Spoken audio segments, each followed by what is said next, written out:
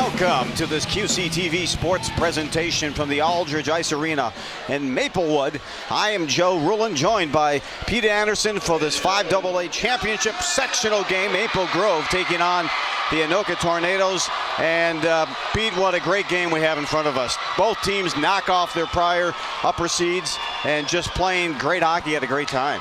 Absolutely led off here on the Anoka side by Spencer Olson, who has been phenomenal on a great winning streak of late and is leading his team into the section final, looking for a state berth in his senior season. Pete and I have made a commitment earlier in this game not to announce the number of games, just that they played well, just because we don't want to jinx Anoka. There you can look at the goaltender Olson, playing phenomenal, made some great saves against Centennial, and Anoka as a whole jumped out early in that game versus Centennial.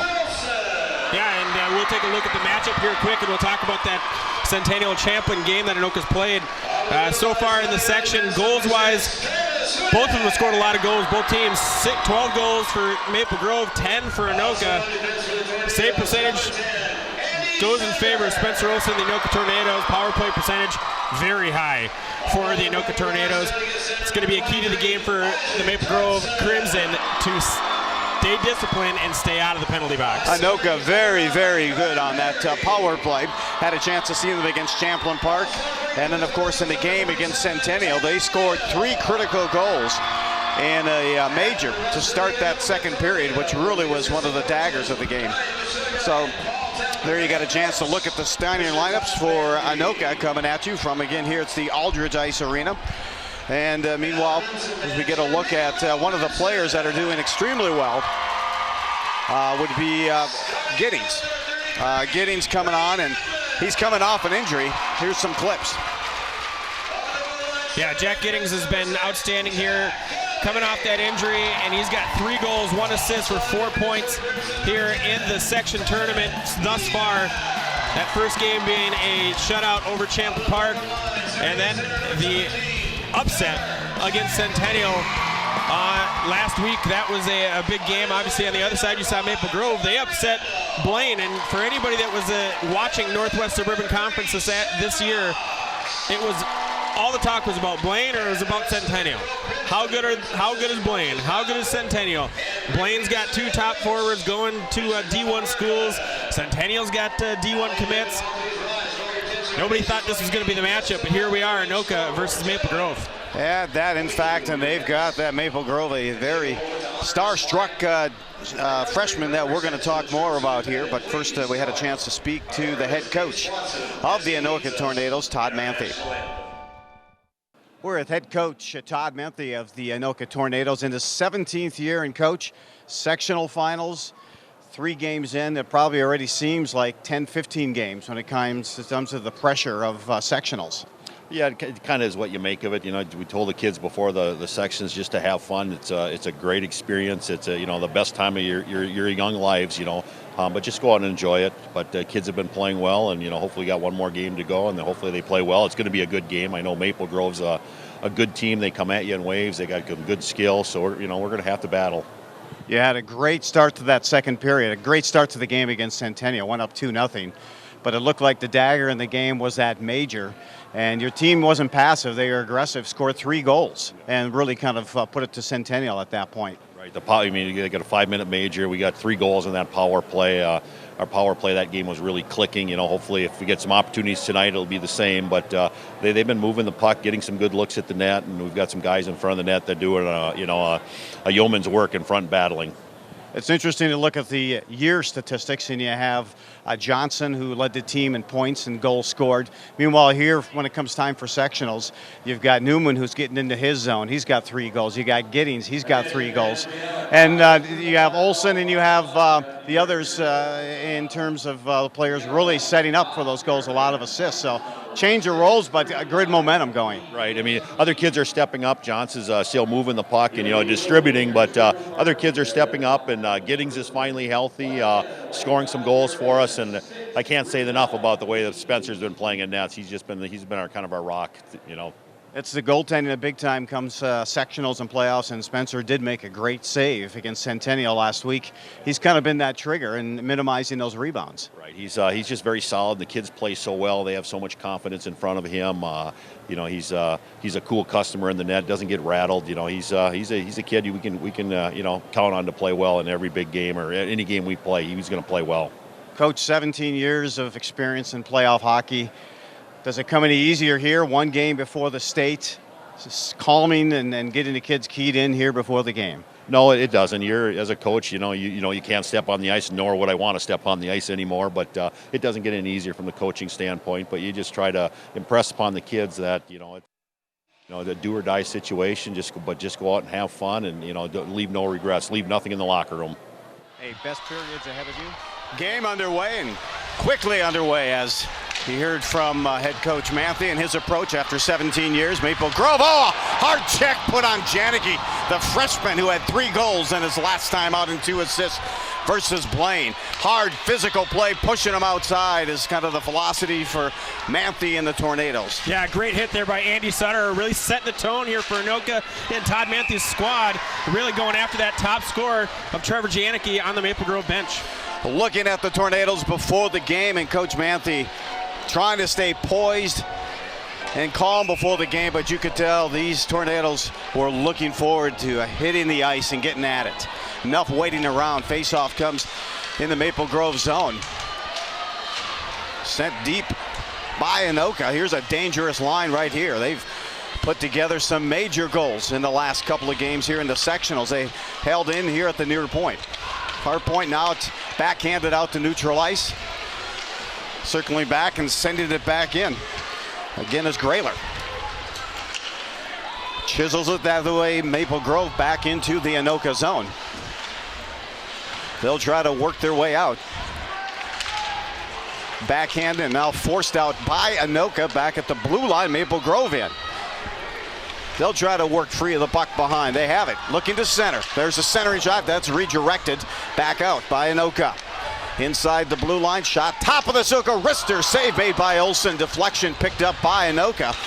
And they're able to get it to center ice. Here's a chance now, breaking in is Talbot. Talbot tries to get around the defense near the end of his shift, probably gassed, but it's held there again by Newman. There's Talbot picking it up. Along the side, sends it in the crease, no one home, unable to put a stick on it was Anoka. Continuing Grayler with the puck, knocked off. And Maple Grove now breaks out. Odd man rush, 3-on-2. Here they come, circling in. Trying to center it, unable to do so. Deflected to center ice. Sent back in by the Crimson. And the Tornadoes give chase and set up there. Good pressure. That's a thing you'll see early and often from that Giddings and Talbot combination. And Newman as well. Finally, Maple Grove trying to locate it between the skates. They hold the zone, send it in, looking on the far doorstep. Unable to convert on that pass. Anoka tries to take it out of the zone, they do. Now up ahead, Morosky here. Sends it along the board, off the board. He'll try to pass it into himself, but get in there first, perhaps teammate Wilbur. No one home to keep the puck in for Anoka. They're forced to retreat, that's Hudek. Hudek sends it behind. Now an errant pass hit off the skate of one of the Maple Grove forwards and corralled back in by Hudek. He'll send a high lofting puck to neutral ice. Breaking in now, Maple Grove unable to control. Goes to the near corner. Battling there, trying to find it, looking for a hard check there, looking for the penalty was Maple Grove fans, but one was not distributed. Behind the play, that number 1 line out there for Maple Grove. Given the big check was Ross. It goes length of the ice, and icing will be the call against Anoka. Fast play, just as we thought it might be, Pete, to start this game. Yeah, first whistle right there. Just looking to get a change was Anoka as they were stuck in their end a little bit. And recognized that they were going up against that top line of Maple Grove. Didn't want to give any scoring opportunities. One thing to keep in mind, though, is that that scoring depth is much deeper on the Maple Grove side than it is on that Anoka side. Anoka, once you get past those first 2 lines, you're not looking for much scoring, you're just looking for defense. Beautiful setup there by Johnson. He has 5 assists already, regains the puck, now circles into Maple Grove zone, back down to Perry. Perry tries to give it back to Johnson, and it's cleared. Back into the Anoka zone by Maple Grove. Isaac Johnson is a pure distributor, great hockey player, great vision, really has an idea of where everybody is on the puck without having to pick up his head and look. 3-on-2 rush there, hard wrist there, and looking for the rebound is Perry. He's bumped by the Maple Grove defense. They don't appreciate him coming by and looking down on their goaltender. More pushing and shoving with 13:01 to go here in the opening period. Take a look at this replay. A quick whack at it by, I believe that was Carter Perry, after it went into Brady Goodman, the goaltender for Maple Grove. And he immediately gets swarmed by 2 Maple Grove defenders. Maybe getting an early penalty. It will be coincidental minors, as O'Neill will get whistled for Anoka. And so will Maple Grove. Going to the box for Maple Grove is top defenseman Jack Kelly. And then the top winger there for Anoka is Taylor O'Neill. Off the face-off, giving chase is Hans. Hard check. He'll get there first, but took some punishment on the board. More traffic and congestion. Now they try to pass it out in front of Olsen. Maple Grove continues now at the far point. Drops it top of the circle. Tries to send a shot. Hits the skates in front. That time it hit Talbot. They'll ring it along the board, and Maple Grove still continues. Giving chase. That's Hans. Back behind the play. Anoka looks to at least get out of the zone. Now they pick it up. Here's a chance for Talbot moving in. He'll move in, shot, backhand, save, kicked away. Pad save made by Goodmanson. Great save by Goodman right there. Just kept his feet, good positioning. Kicked out that pad at the last second. Made sure that Talbot had nowhere to go with the backhand.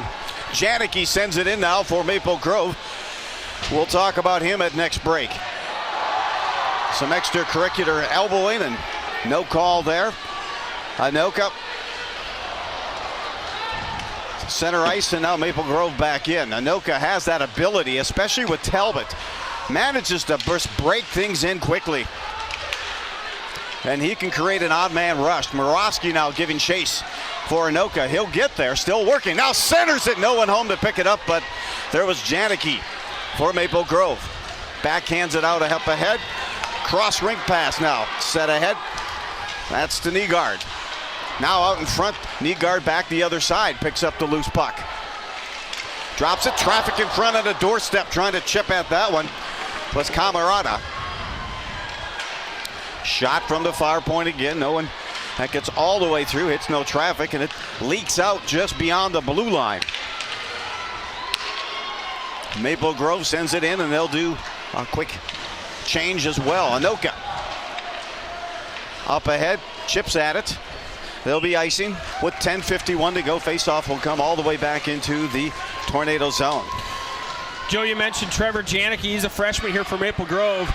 Already committed to Notre Dame as a freshman. Plenty of time for him to change that decision, go to the U. But he is leading the team here in the section playoffs. He's already got 8 points, 3 goals, 5 assists, and then on the season he had 31 points, 12 goals, 19 assists. Once again, he is a freshman. Had a chance to talk to Coach Berglund before the game. We'll talk about that in a minute, about his poise and presence as a freshman. Maple Grove just missed on turning and firing one. Went over top of Olsen. Now a penalty coming out. And Anoka is going to be going to the box here for a hook. And it's Isaac Johnson taking the trip across ice. That'll be his second penalty of the game. Well, he didn't get called for that Taylor O'Neill, or Trevor you're correct. Right. O'Neill penalty, but he more than likely could have. But Johnson, he's got 5 assists in the section tournament, and on the season he had 41 points, a team high 41 points. and he's a key part of this penalty kill for Anoka, so him not being out there for this spot could put Anoka in a tough spot early on. Against Champlin Park, he had a chance to capitalize on a shorthanded goal. Well, let's see what the Tornadoes can do here with one man down. It's a hooking penalty. There's a blast, deflected, does not reach Olsen and goes to the side of the net. Behind the net, they'll try to set up Janicki there. Janicki leaves it top of the circle. Drop down, Rister stays on the ground, makes it all the way through. Quick rebound shot by Janicki, turned away by Olsen. Maple Grove holds on. Just some old school shinny hockey there for Spencer Olsen, as he was already down on the ice, and that one was going towards the open net, and he just flung the leg out and turned that away. In now for Maple Grove, hoping to get there first will be Ross. He's still chasing. Good play there by Anoka. They escort the puck out to neutral ice. 55 seconds left on the power play for the Crimson. Coming back to help out, trying to set it around, deflected, and now cleared. Good poised defensive play by Grayler, who's played well on the power play, but even better here on this penalty kill. Yeah, good heads up. He collected that loose puck with poise, found some space, turned and sent it all the way down the ice, and ate up some valuable time off of this penalty kill. Hard wrister, that's deflected on the ground, and the ice and still got a stick on it, but nice save by Olsen. Anoka all the way back down, able to make the save by Goodman. A long errant pass picked up shallow in the Anoka zone. They're able to direct it back into the Crimson zone. They'll skate back out. 10 seconds left on the power play. Good diving effort there, but it's picked up by Maple Grove. Doorstep turned away. I don't know how he missed it, but he did. Had the whole back door open, and now Anoka's back at full strength. Successful penalty kill, and wow, Pete, if we get another look at that, that back door looked wide open. Yeah, here we go. Taking a look at the replay here. That was Jarrett Camerata on the doorstep and had the entire open net. I don't know if he was just trying to be too cute with it or what, but he sent it wide the opposite side. Just lift that one up in the air. Spencer Olsen, his only opportunity was to dive for it on the ice, which he did, sprawled out for it. You put that one top shelf, there's no way anybody's saving that. Just put a stick on it, but for the Anoka benefit, they've now been perfect thus far in the penalty kill in sectionals. O'Neill tries to get at it. He muscles in the corner. Dyson Johnson comes over to help out and gives a little extra push. At center ice, Anoka sends it back in. Crimson Tide will now try to move it on their way. Crimson now for Maple Grove, looking to center, puts a quick shot, tries to get Olsen off guard, and he makes the save. Another one comes back on, but doesn't quite make it to Olsen, but it's directed behind. Far board. Along the left board, there's Johnson. Up ahead. Now to O'Neill. O'Neill on the give and go. As you mentioned, Pete Johnson led the team in goals scored during the regular season, has yet to put one up, but a lot of assists. Coming back, Janicki tries to drop it back to Voss there. Two good defensive plays, picked up, deflected, nothing makes it to Olsen. But right there you could see the poise of that freshman. Instead of taking a quick shot, he was looking to drop it to a couple of his forwards.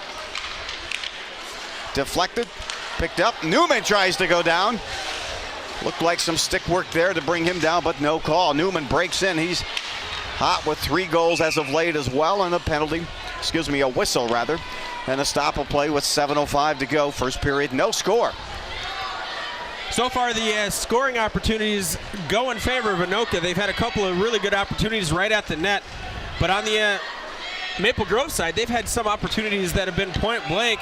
They won't go down as remembered ones that we look back on, but they've been right in front of the net. All they need to do is get a stick in front of it, in front of Olsen. Talbot tries to create some action, and the goal is knocked loose, and Talbot, after the faceoff, went after that thing hard and on his knees, set up a beautiful centering pass, and everyone collected right on top of Goodman to knock the goal loose. So they'll reset. Goodings takes a hard check into the net after that one as he's going for it. Just standing in front of the net looking for it. And that was number 15, Gavin Miller of the Maple Grove, that laid into Giddings and right on top of his goalie, Goodman. Face-off picked up by Maple Grove along the board, distributes Hit to center ice and then deflects all the way back into the Anoka zone. Battle behind there, trying to center. Finally, Hudek able to move it along. Here's a hard wrister and hits Newman's knee on that shot. Good block by the former soccer player at Anoka High School. Deflected and now giving chase. Get in there first, Talbot. He waves at it. Thought maybe he might have got a piece of it, but that'll trigger an icing as a result of not touching up on that. So it's been Talbot who has really been setting up this team. He leads the team in assists in sectionals with 7. Had a chance, I mentioned, to see the Champlin game, and that's a guy who can just create uneven pressure and uneven rushes just with his pure speed. I know Coach Manthe also said Giddings has also just a powerful first stride. Putting those two together, very, very powerful. Yeah, that second line of Anoka has been absolutely stellar here in the section tournament. And once you get past that, you've got that first line talent on Isaac Johnson, some good wings on the side of him, and then you've got to that second line of Talbot, Giddings, and Newman. And it's a formidable top 2 lines for Anoka, and any team that faces them, as we've seen between Centennial, Champlin, and now Maple Grove, really have to be cautious of giving up any bad passes or anything like that to those top 2 lines. They're going to take advantage. Anoka doing a great job of controlling, although this one is sent out of the play of action and will draw the face-off outside the blue line, I believe, since it was done by Anoka. We'll see where they mark it up. It will. Absolutely, you're seeing goals scored. It's Newman 3 goals, 3 assists in the sectionals. Giddings 3 goals, 1 assist. Talbot 7 assists. And meanwhile, you also have Wilbur with 2 goals and 5 assists for Johnson. So Johnson, even though he's not scoring, major contributions. And then you have all the power play opportunities that they've converted on. 54% here in the section tournament in the postseason thus far. So far, Maple Grove, they had that first penalty, but it was coincidental minors. No power plays so far for Anoka. Now giving chase and trying to beat it up against Laborde to get it free, and Maple Grove capitalizes there. Anoka just beyond the blue line and sent right back in that time by Miller. To the side of the net, now to the corner. Maple Grove picking up with some heavy checking. Held in here at the near point by Maple Grove. They'll try to send it deep. Some more physical play there by Anoka. Finally, they'll skate free of the zone, and Borowski has it there. He carries it out. Whistled for that icing with 4:43 to go. Opening period, no score. This is the 5AA sectional championship. The winner moves on to state. Sometimes they say this is the most nerve-wracking game, getting into the state than being at the state. It's definitely a good feeling here, you know, a tense feeling here the entire game, just trying to get to that pinnacle, get to that state tournament. You know, then you feel like you have that time to kind of relax, come down a little bit, and regroup for that first game and kind of get back to the way you got to play. But this is the one that you really don't want to lose here. You want to get to the state tournament, at least say you've been there. Then you can and focus on the game at hand once you're there. The pinnacle for any kid playing high school hockey in the state of Minnesota, getting to that big dance. Behind the play, it's Anoka getting knocked down. No whistle. Maple Grove on to give and go. Picking it up. Chance here for a rush. That's Foss. It floats right in on Olsen, and a good job by the defensive clearing. Full head of steam by Talbot coming in. Talbot is knocked off the puck. Cannot get to it, and Maple Grove sends it back into the shallow Anoka zone. They'll pass back and forth a couple of times, tape to tape. Touch up there. No, they said they didn't touch it. And meanwhile, it'll be icing as the result. Back into the Anoka zone for the faceoff. 3:47. Michael Talbot a little bit comes off the ice frustrated there after that shift. He thought he got interfered with on the play down here going into the Maple Grove zone. Didn't have a clear opportunity to get that long pass. And then on that last one, he thought he got a touch on that puck. Didn't ice it. Came off the ice, raised his head to the sky, is asking, what do I got to do here to get a call? Has high octane pressure and speed. So let's see what happens here as Johnson carries it in for Anoka tries to get around the defense, can't, so he'll send it in. He'll regather it behind, tried to deflect it out front. Maple Grove has it there. Hops the stick of Ross, and he's checked hard. Good play there by Colin Hans. Held in, far point, top of the circle. Hard wrister hits traffic. Grayler has it, so Grayler says, I'll take this thing and at least dump it out of the zone. 3 minutes to go in opening period, no score. Anoka taking on Maple Grove. Winner goes to the state. Grayler again, nice stick work. Good body position to shield off the defender coming by, and unfortunately Anoka can just get it to beyond the blue line, and Maple Grove sends it back in. Anoka maneuvers it. Morawski there loses it off of his stick and breaking in now. Maple Grove once again. He'll go behind the net, try to survey, now try to send it back. One-timer shot deflection is missed altogether. Hunter House was right there on the doorstep on that shot. He just didn't see that puck coming through traffic and needed to find a way to get a stick on that one because that was a wide open net. Odd man rush now again. Goal scored! Oh my! Morawski, and now Tornadoes go up by a score of 1-0. What a play there, 3-on-2.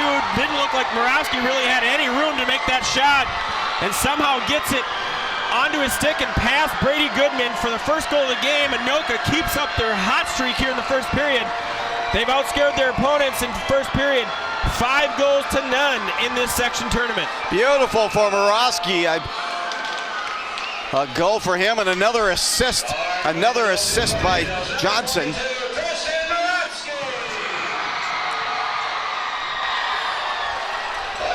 And there you see a chance and opportunity here as Johnson with another assist.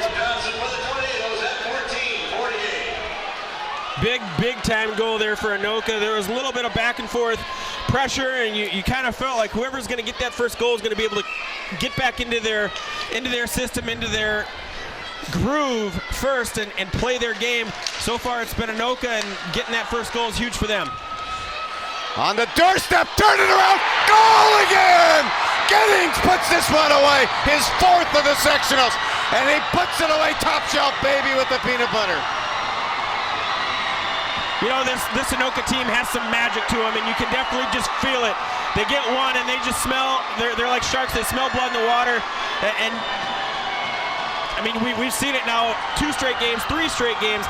They've scored 7 goals in that first period. They've given up 0. Spencer Olsen's been a rock in the net, hasn't let anything through. And on the other end, it's been this line: Giddings, Newman, Talbot, Johnson getting assists. It doesn't matter. They're getting scoring from everywhere. Just buzzing around the net, and they capitalize. They're up 2-0. 2 even strength goals for Anoka, and 1:40 to go here in the first period. It's the similar start that they had against Centennial.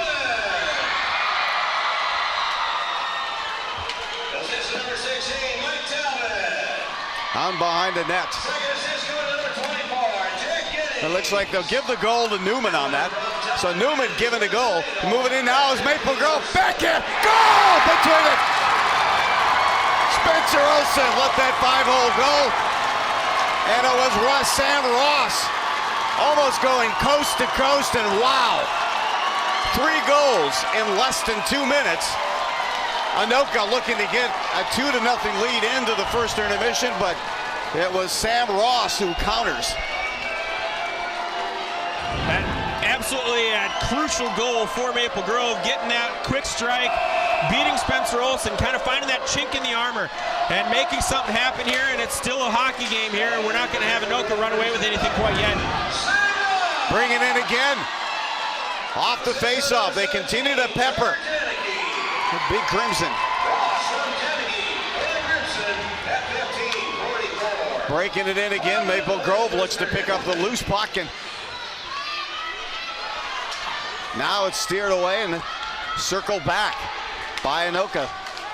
Miss on the pass to Newman. He does get a skate on it, so we're less than 40 seconds to go here. Period number 1 with an explosive last 3 minutes of play. as Anoka still with a 2-0 lead. Or excuse me, a 2-1 lead. Long lead pass makes it to center ice. Again, big rush coming again from Maple Grove. Shot there. They're going after Olsen right now. And he'll freeze the puck. They're thinking, hey, maybe a little rattled. Let's see if we can keep firing them on in here by the end of the period. Yeah, you know, you definitely want to see that out of a team after you score a goal. I don't want to say that the last one was a soft goal by any means for Ross. That was a good move by him and really good attempt put on net on Olsen, going 5-hole on him. But you want to see how a goalie reacts, and any shot that you put on a goalie after scoring is going to be a good shot just because you see how that goalie is going to respond. Anoka tries to clear, cannot. Another shot comes all the way in through traffic and save made by Olsen. Olsen looked good on that one, saw it the whole way, led that one all the way into his belly button and holds on. No rebound, 10.9 seconds. You don't want to see any goal right here. It's always bad to give up and go in the last minute of game. It's going to be really bad if you give one up in the last 10 seconds of a period. Off the face-off, getting it first. Maple Grove tries a shot. It hits traffic in front, and Maple Grove they're able to hold the puck. Shot hits the back of the net, ripple the net, loose puck in front. End of period number 1, and it has been an NHL-like level play here the last 5 minutes, Pete. Unbelievable last 5 minutes. Unbelievable last 3 minutes. Had 3 goals go in. You had some really good play, some really good saves being made all period, and both these teams are going to head to the locker room, regroup, come back out here. We've got 40 minutes left. 34, excuse me, I'm thinking of NHL. 34 minutes of really good hockey coming up and ahead. I'm telling you, if they don't need a break, Pete, I do. They're at the end of 1 complete. It's a 2-1 lead for the Anoka Tornadoes in this boys Section 5 AA championship game. This is Joe Ruland with Pete Anderson and the QCTV sports presentation.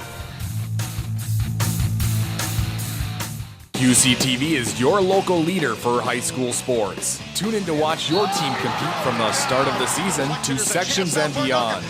Watch us live on Channel 15 and on the web at QCTV.org. You can also follow us on Facebook and Twitter to keep up to date with all of the teams in the North Metro area.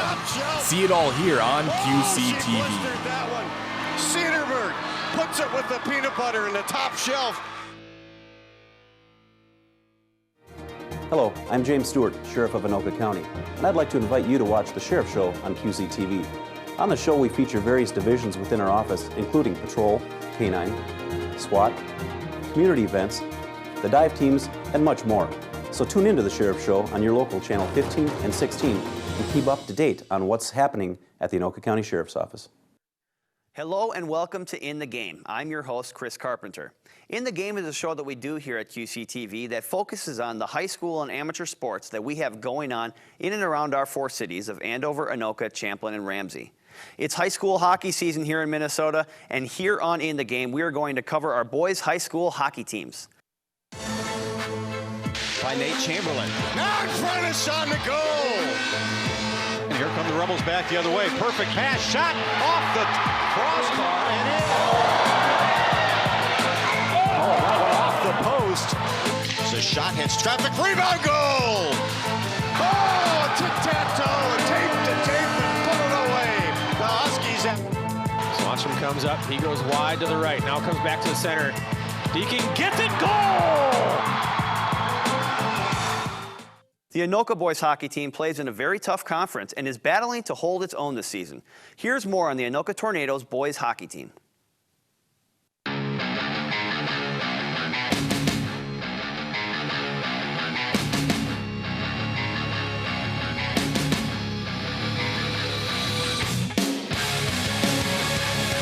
Going into the season, our expectation was we knew we had a good number of kids that played a lot coming back, so we had high expectations going in, and the season's progressing very well. One of the things we just worked on is consistency. You know, every game showing up, playing for 51 minutes, it's gotten better.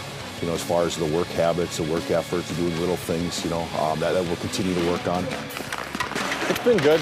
You know, we've won some games that we weren't expected to, and a lot of games have been closer when we should have maybe blown them out. But we're just looking to find some more consistency in both practices and games going into playoffs and the end of the season. What we've been preaching is putting together 3 hard periods finishing off a full game, working on our D zone, helping our goalies out as much as we can.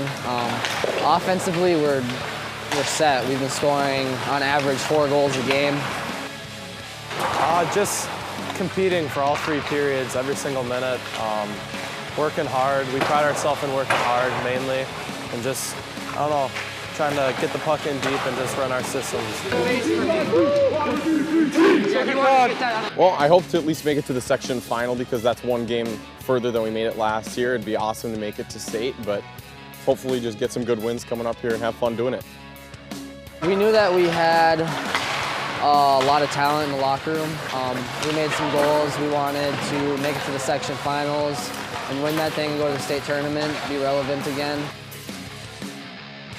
Yeah, well, right now we're just trying to get things going on the uprising again, try to start winning a few more games, and I don't know, hopefully we can get things figured out, and then come towards the end of the season, we'd like to be down at the XL Energy Center.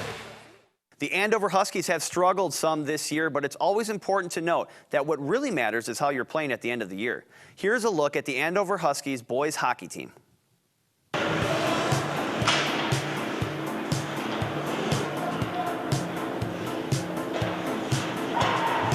This is about the, 13th year of our program. We've kind of come from humble beginnings, winning a couple games the first few years. Then we found some success earlier, 5 or 6 years ago, and we've kind of continued that success until this year, where we're kind of stumbling through the worst season since I've been here, at least record-wise. Unfortunately, it coincides with the most difficult schedule we've ever had, so our overall record right now is 4-17, and we're on a 12-game losing streak. So we're having some trouble putting the puck in the net and a little trouble keeping it out, and that's leading to some poor results. The season has been a difficult one, and that's because of how talented the Northwest Suburban Conference is each year. Yeah, well, we split the conference into 2 pieces when we had some new teams join. So on our side, we have Centennial, Blaine, Anoka, Elk River, and Maple Grove along with us, and those teams are perennial top 10 or 15 teams in the state, so you're going to get 10 games right off the bat like that. And and then there's some teams on the other side that can't consistently throw a competitive team out there, but some years they're very good. Spring Lake Park, for example, this year is very good.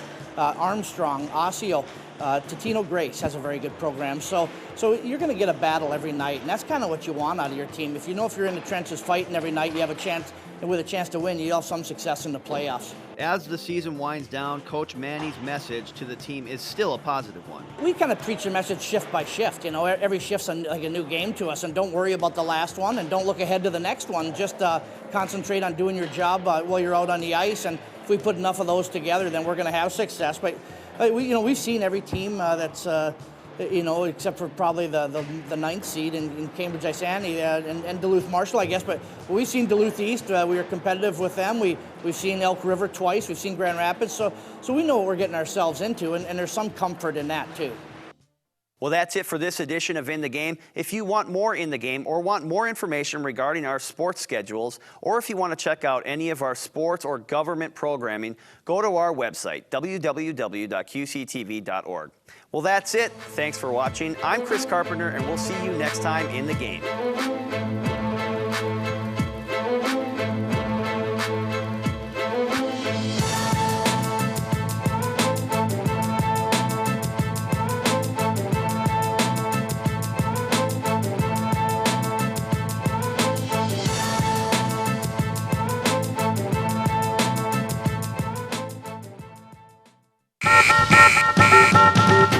You wanna win, that's cool, number one, But I gotta say, this ain't the only reason why we play. I play to fix my fears, take the last shot. Every eye on me, the risk is monumental. Courage, instrumental.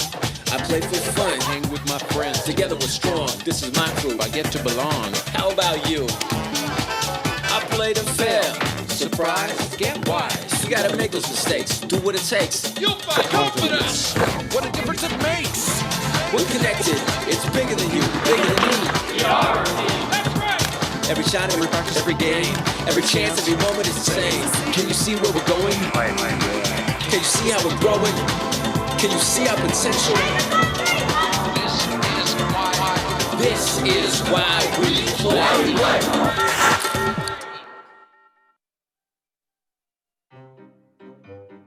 You think getting dumped by text is harsh? Try getting dumped by a tennis ball. My ex-owner drove me out to the woods, yelled fetch, and by the time I brought the ball back, he was gone. Yeah, I was pissed. But the folks at the shelter helped me let go of my anger. I learned coping skills, like taking it to the hole. Boom! Now I'm ready to fetch again. But how about I throw and you run and get it?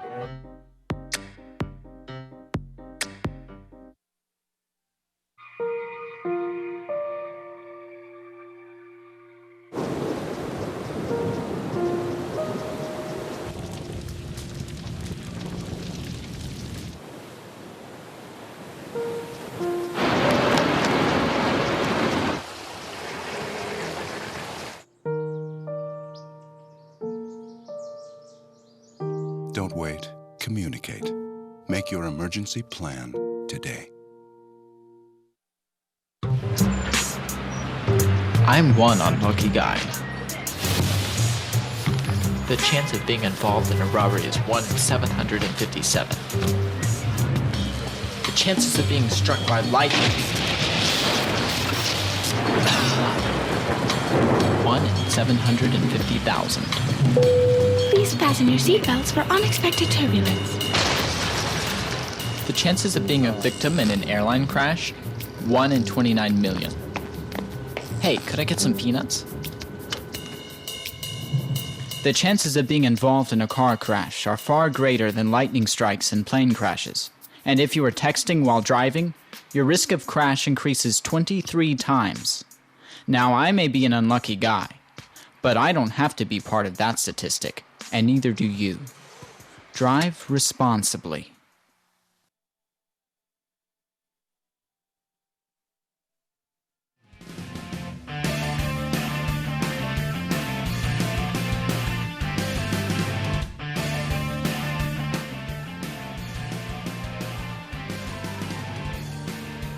Welcome back to the Aldridge Ice Arena for the Section 5A championship game. I'm Joe Rulin, joined with Pete Anderson on this QCTV sports presentation. And Pete, wow, what an energetic last 5 minutes of the first period.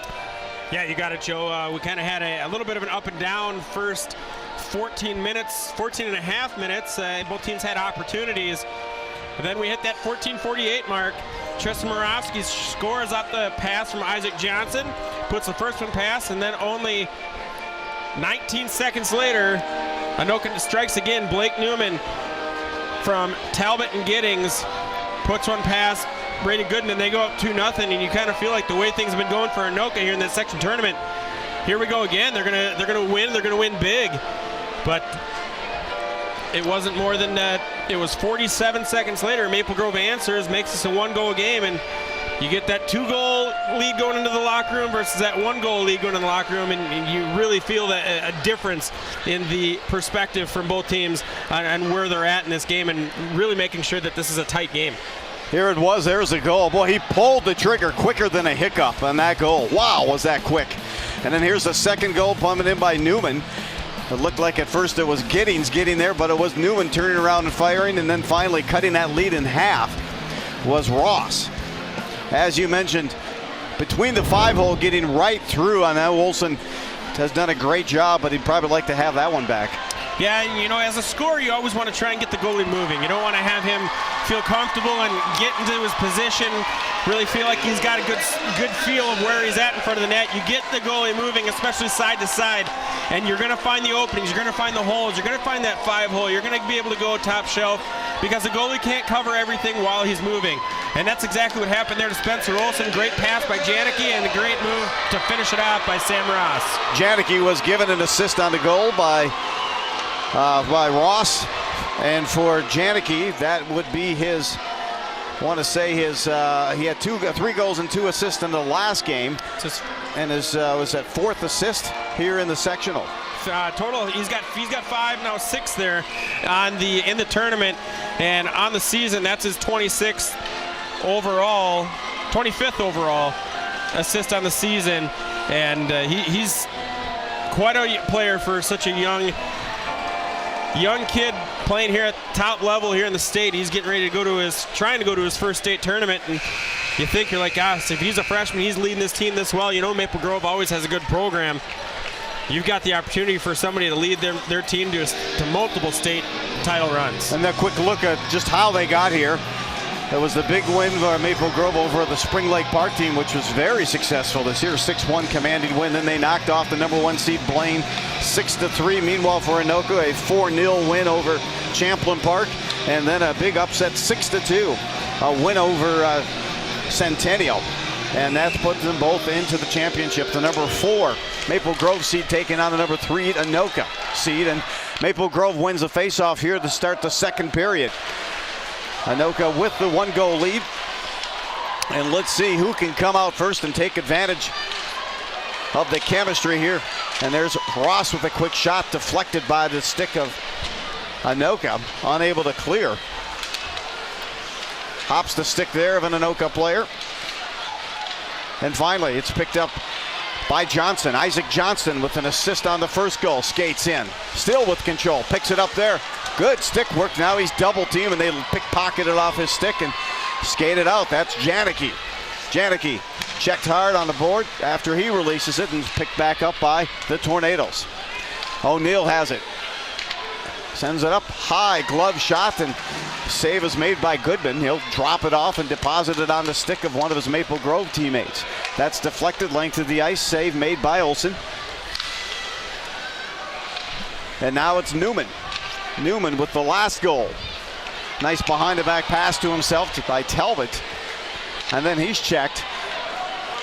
And Maple Grove deposited into the Anoka zone. They'll try this one more time. Newman was going to try to chip it away and bring his way out. Hudek has it poke check, picked up there. Dangled shot, and that goes over top. He dangled and extended and then wristed that one over top of the net. That gives Anoka a push back the other way. Here comes this potent #2 line. In front, all alone. Looking for it was Newman. Set up by Talbot, and it's Maple Grove happy to just get it to center ice. Neutral ice again. It's Maple Grove trying to bring it in. Good lead there. Picked up between the legs. Picked up loose puck and a backhand. In front, sprailing down on a Flischfeld and a save that time. Here comes Newman. Back the other way. He gets his stick lifted.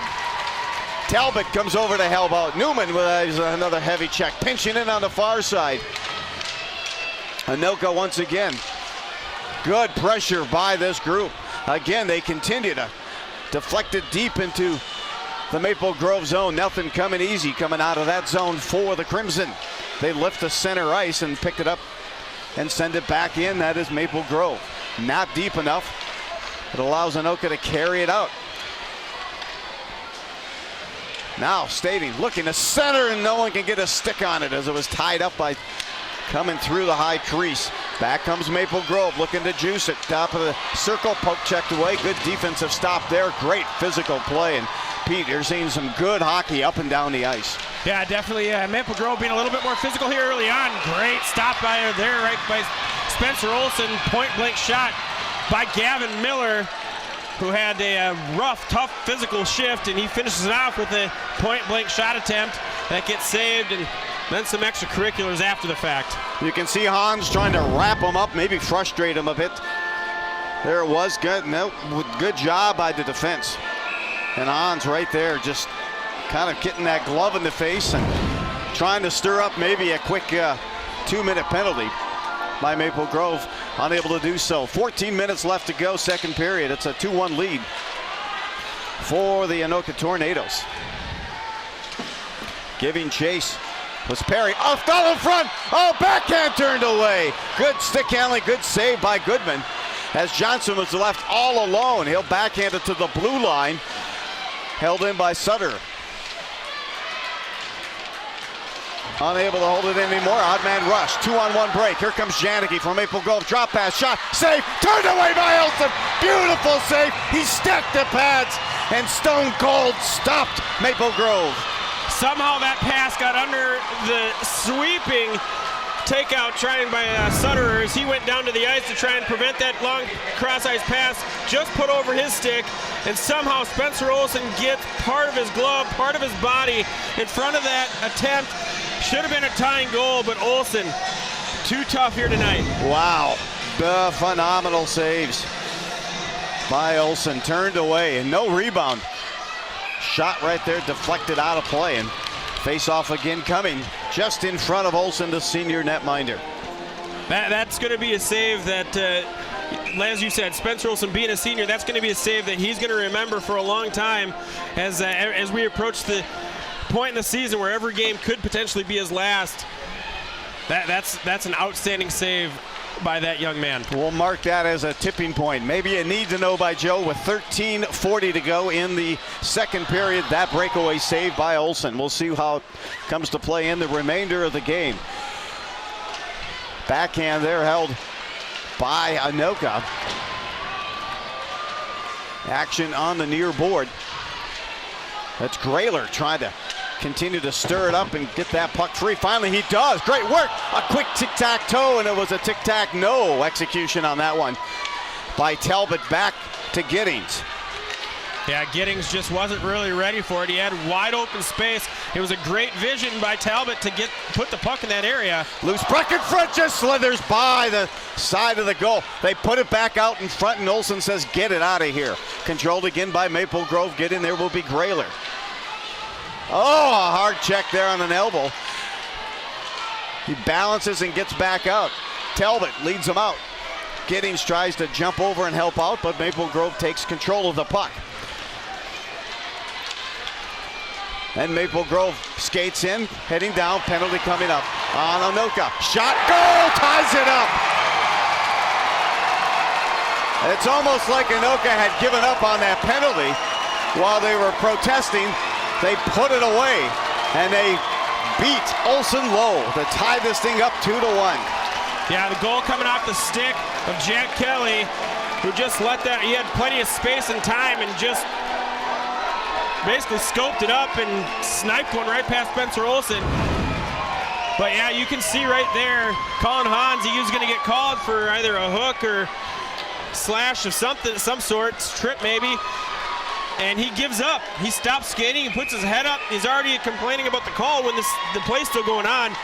It's a very big mistake there by the Anoka skaters, and now it's a tie game. We're back to square one. As you saw, Kelly, his third goal of the postseason for Maple Grove, the junior defender. It was a hard shot, good shot, in fact, by Kelly. And we're knotted up at 2 apiece, 11:50 to go. Second period, let's see who can counter. This one hits the side of the net.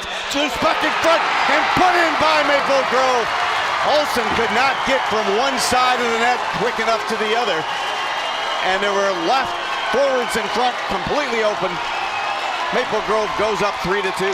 Tevin Nygaard comes out, wide open net in front of him as that puck was going back and forth and back and forth. Spencer Olson wearing out the edges of his blades as he's trying to getting out of position there with that one a little stretched too far. And then a wide open net for Teagard. He's so excited he loses his stick. You had two guys, Randall and Nygaard there in front, and it got by Randall and deflected right to Nygaard. He put it by an empty net, 3-2. So after jumping out to a 2-0 lead, it's been 3 unanswered goals by Maple Grove. The last 2 have come within about a minute of one another.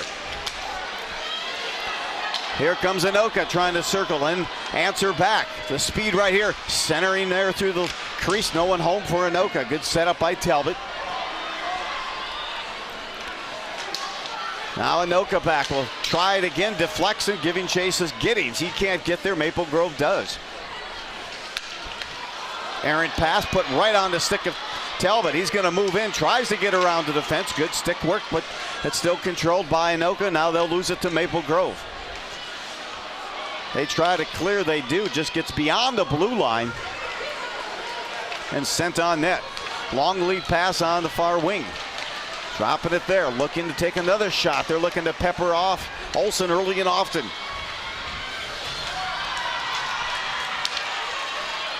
Picking it up now inside the blue line.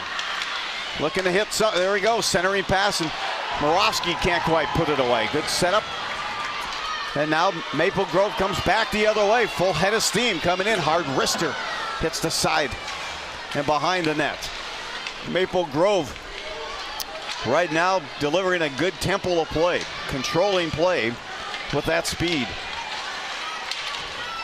Thing to keep an eye on here on Spencer Olson is his net awareness. On that last goal, he got out of position because he went for a save on a puck that was well outside the net.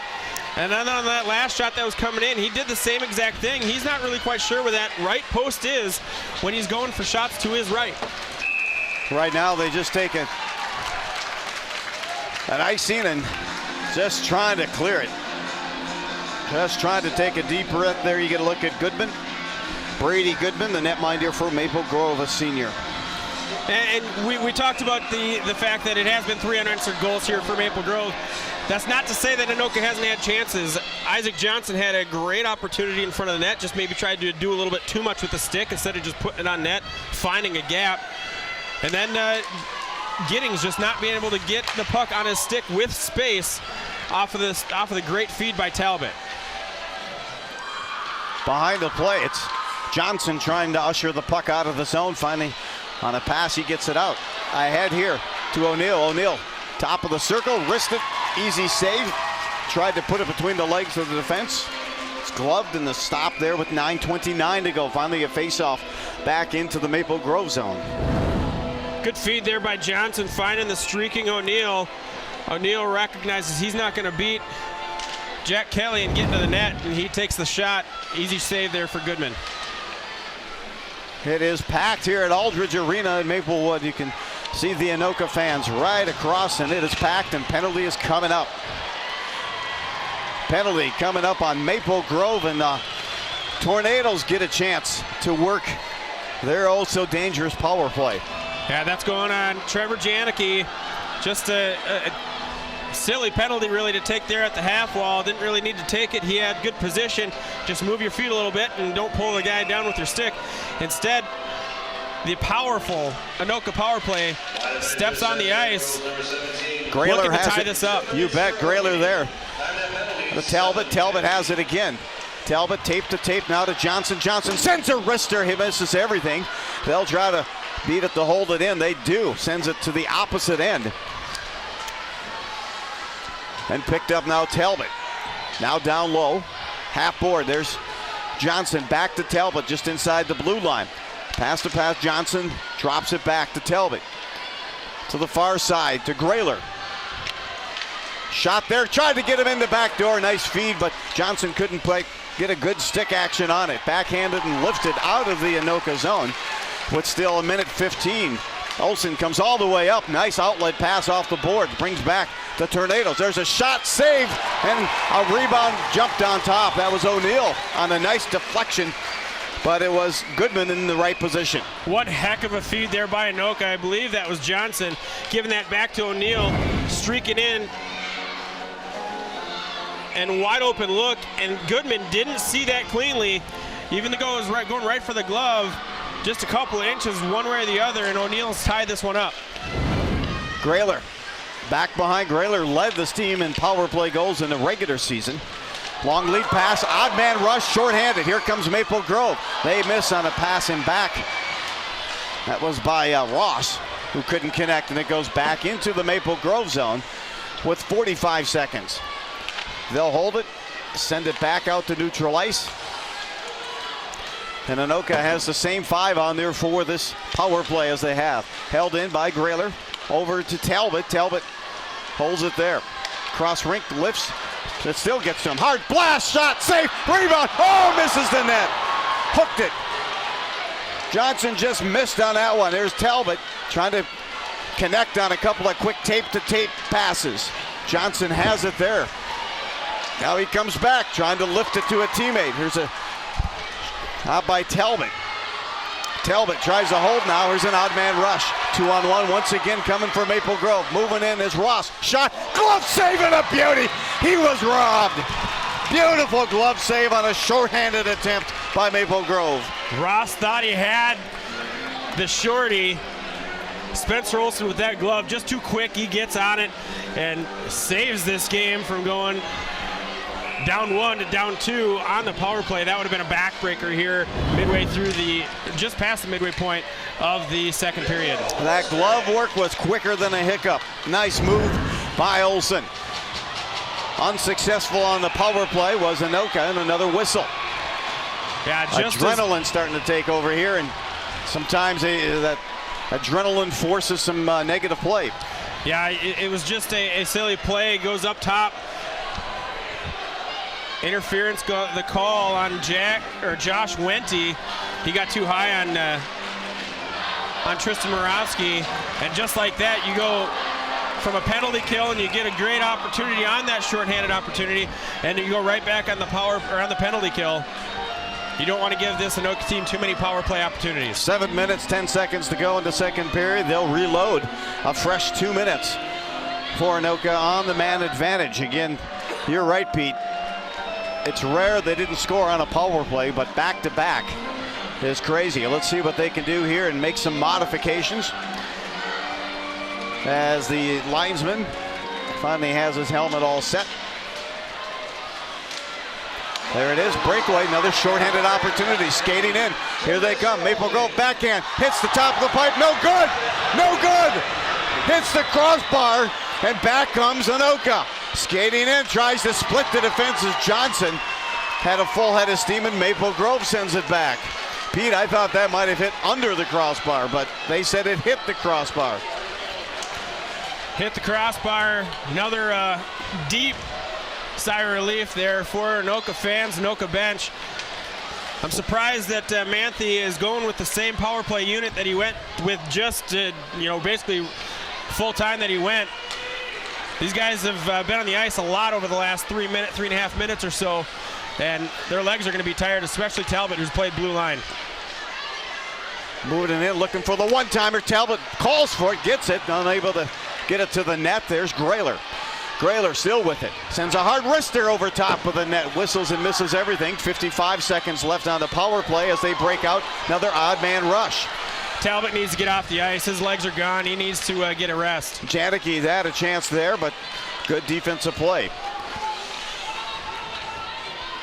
40 seconds left on this power play, and we'll see what this power play team has left. Set it up again. There's Talbot. That's a Grayler. Talbot once again. Talbot kind of looking to set. There it is, a shot, save, smothered. O'Neill looking for the rebound, none to be had. And a face-off will come in the Maple Grove zone, and there you go, Pete, there's the change. Yeah, much needed change, and really you kind of look at that coming off that power play. It would have been, I would have suggested getting that second power play unit out there to start, try and build up some momentum, get that rest for your top power play unit. You're going to need them both for that full 2 minutes anyways. Maple Grove wins the draw, sends it back. Easy save there for Olsen. With 5:26 to go, more importantly, what's left on the power play in 12 seconds. Anoka starts it up ice, picks it up, odd man rush, rakes. Here's a shot, save, goal! Oh, they put it by! Giddings puts it away, and this line is electric together. Jack Giddings with an absolute missile past Goodman. That feed was on the money, and Giddings made sure it counted. Tristan Moravsky fed him perfectly. Giddings goes and eats. He gets one into the twine. We're tied up. He tugs at the twine. Look at this shot. Bam! Puts it away. Nice job by Giddings. A beautiful setup, though, by Moravsky. So he's got a goal and an assist. Nice little chop there by Goodman after the play on Giddings with that goal. Your official's right there. I'm surprised there wasn't at least a conversation with Goodman on that little hack by him. In fact, it was. So they got the power play by about a second or two. But Pete, you could just tell the passing was really crisp coming out of their own zone. And it was tape to tape, and the execution was fresh. Yeah, you got Moravsky beating the defender from Maple Grove on the blue line, created the odd man rush as defender stepped up to try and make that stop. And then it was a 3-on-1, and just great heads up by Moravsky. Feed it to the open man. Jack Giddings finishes that one off. We're tied. Great job, and Giddings had been struggling with a hand and wrist injury about the last 10 games. Loose in front, steered away by Anoka, got there just in time. Spencer Olson didn't see that one right in front of him. Coming in now is Janicki. Hits the side of the net. O'Neal now controls far board. Lofts it high, bounces right onto the stick of Johnson. He leaves it. O'Neal picks it up, backhands it, not as far as they wanted, into the Maple Grove zone. They work it out pretty easily. Maple Grove sends it deep. Janicki looks the end of his shift, pretty tired. Try to move it up. Oh, an errant pass. Shot hits traffic in front. That one fluttered out. Good job by Hudek recovering on that one, getting into that space, making sure that shot got deflected. This Maple Grove team is really taking some snipes. This is an overshot, top over the net. One after another. Olsen's going to need a break. There it is, back out. Shot here, hits traffic, does not make net. Anoka just trying to clear. They look pretty gassed as they finally get it to neutral ice, but they fire it right back in again. Losing his edge after that was House, but he doesn't care. He wants it back in. Hudek lifts it high and deep. Oh, picking it up. There's Talbot all alone on the blue line. Takes a blast, deflects to the side and over to the net. Talbot was waiting on that blue line, and a beautiful outlet pass by Hudek, and almost connected. This goes length to the ice. Icing will be the whistle on Maple Grove. A surprise that time on the breakout. Yeah, I'll say something here about Talbot. We were talking after that power play opportunity, how his legs were just gone. He needed a break. That break paid off well. He had some jump in his step there, and especially after he unleashed that clapper, he had much more pep on that one than he did when he was on the power play. Anoka unable to hold the zone, so everyone will have to come back and check up on zone with 3 minutes left to go. Here in period number 2, we're tied at 3 apiece. It has been energetic this whole second period. Cross rink pass connects now there with Newman. Now they whistle for the offside. And there's that line that's been doing a lot of damage. Newman, Talbot, and Giddings. Yeah, those three have just been on fire. Giddings has a goal. Newman has a goal. Talbot an assist. Giddings also has an assist. Moravsky, he's on the third line, but he's got a goal and an assist. This we mentioned earlier how the Maple Grove team a little bit more depth in scoring, but so far Anoka proven that they can have multiple players fill up that score sheet. Maple Grove pesky behind the net. Good effort. They're still not able to, at least Anoka, to clear. Shot there is on net, sent to the near corner by Olsen. Out in front, he deflects it back behind. Now a rush coming away here of Anoka. Rolls off the stick and picked back up. And then jumped back in. That was Wilbur with that chance for Anoka. Got a penalty coming up against Anoka. On the doorstep, looking for a shot. Save, hits traffic, finally controlled. At least enough for the whistle to blow. And you're right, Pete, penalty will be whistled to Anoka with 2:06 to go here in the second period. Yeah, that's going against Tristan Moravsky. He's going in for a rough. Well, they're going to say it was a shot to the head. So that's why he got the call. Another power play opportunity here for Maple Grove. So far, all of their goals, technically even strength. They had the one that was coming while the delayed penalty call was coming. 3-3, trifecta across the board.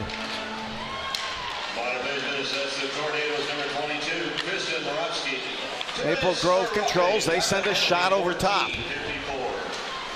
Olsen seems a little bit more calmed.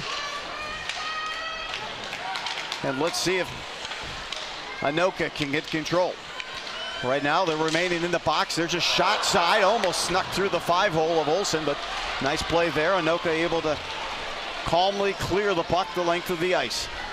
Yeah, that last shot actually caught the pipe. It got outside the outstretched skate of Olsen, and Maple Grove with another pipe shot here. I think that's their third on the evening. Now behind, they try to set it up. They do. A side circle shot there made. The rebound comes back, holding on to it, dangling. Loose puck turned away by Olsen. The defense tries to ricochet it out. Sutter is there trying to control. Finally, it's Hudek, and he'll send it linked to the ice. Yeah, that shot, the initial shot on that attempt, looked like Olsen actually had that one under control. Short-handed here. Here's Talbot. Whistles, fires over the top. What an effort by Talbot. What great pressure, and they're looking to sandbag as Maple Grove picks up at the blue line. Maple Grove looked like they were sandbagging a couple forwards, and Talbot held onto it. Here's a shot. Good job that time. Did not make net. That was Grayler who prevented that shot from making net and assisted in getting it out of the zone. 25 seconds left on the power play for Maple Grove. 30 seconds left in the period. They'll get around the defense. That's Ross. He has a goal already. Near the blue line, it goes off, and we'll see if the speedy Newman can get there. He does, but Maple Grove just checks up. 5 seconds left on the power play. Moving in. Janicki gets it deflected and almost caught. Olsen going down while the puck was still going up on that deflection. Anoka back at full strength, and that will be the end of period number 2. And Pete, it's just each period gets better. Yeah, wow. That was an unbelievable period by both teams. Both teams had stretches where you just thought that they were the best team on the ice, and very evenly matched game so far. Obviously, we've got a tie game here going into that third period. This is for a trip to state. You know both teams are giving it everything they got. Energetic, and I'll tell you, you mentioned a couple of crossbars or some pipes that have hit by Maple Grove, but bottom line, it's still 3-3 at the end of 2, and we will return with the third period of this phenomenal, exciting game and sports presentation coming to you on QCTV.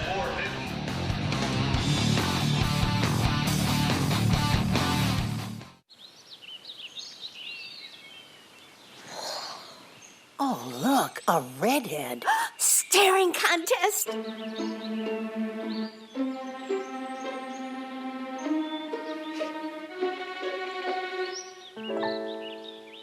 You still got it. I know. Come alive with the forest. The dad was cute.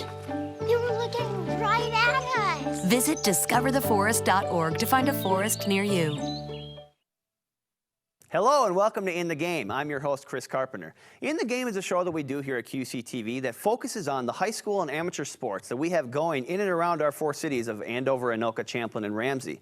The high school winter sports season is officially here, and on this program we are going to learn about the Anoka, Andover, and Champlin boys basketball teams.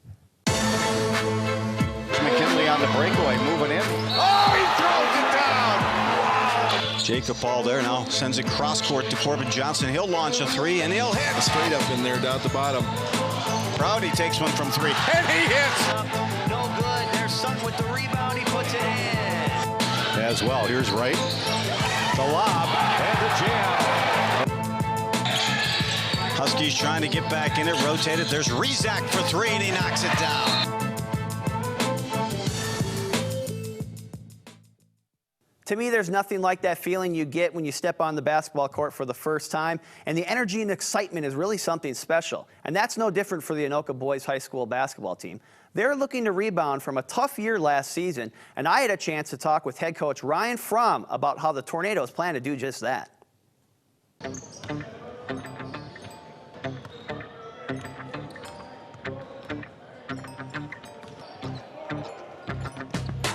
We definitely handled a lot of adversity last year, and so I think anytime you have a group of guys that go through that together, you know, you're going to grow from it. And us being pretty young last year, I think that's a big positive you can look at. So I mean, last year we had a couple 3 juniors that really contributed a lot, and they're all going to be back this year, of course. And we also moved up 7 sophomores and a freshman. So we were young last year.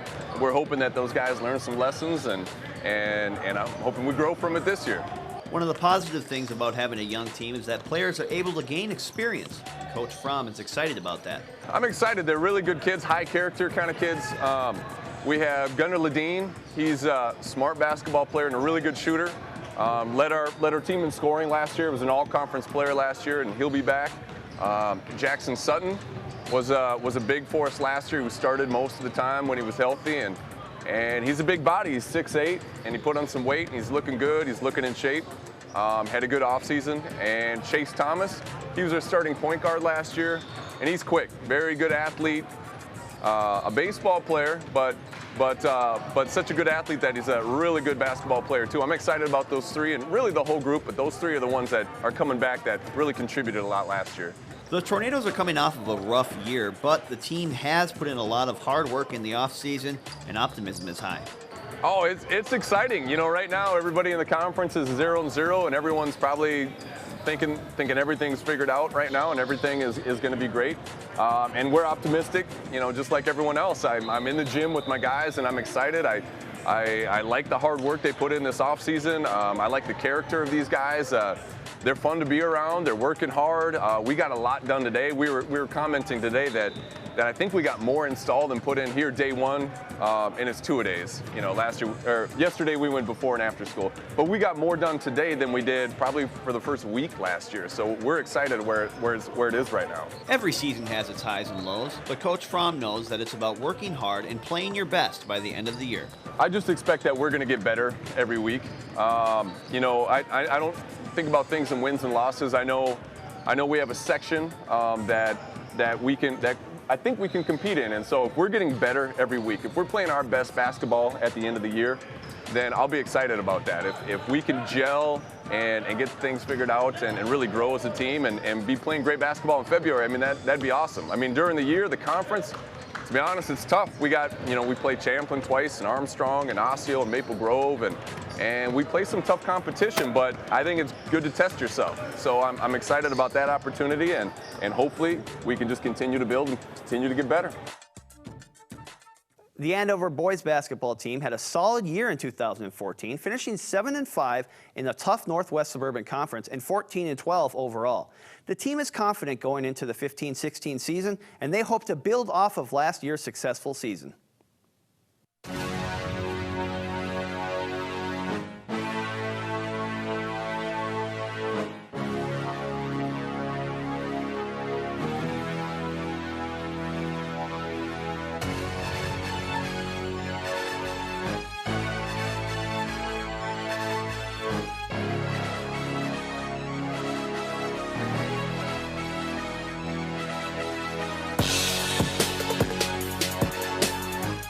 We've got a team made up of nine guys in our rotation roughly right now, and only 2 of them have any varsity experience at all. So we started out that first game, and the nerves were there, and we're playing a quality team, and we saw a lot of things we liked and a lot of things we expected, which include great team chemistry, and our defense is going to be, I think, a little tougher, a little more stout this year.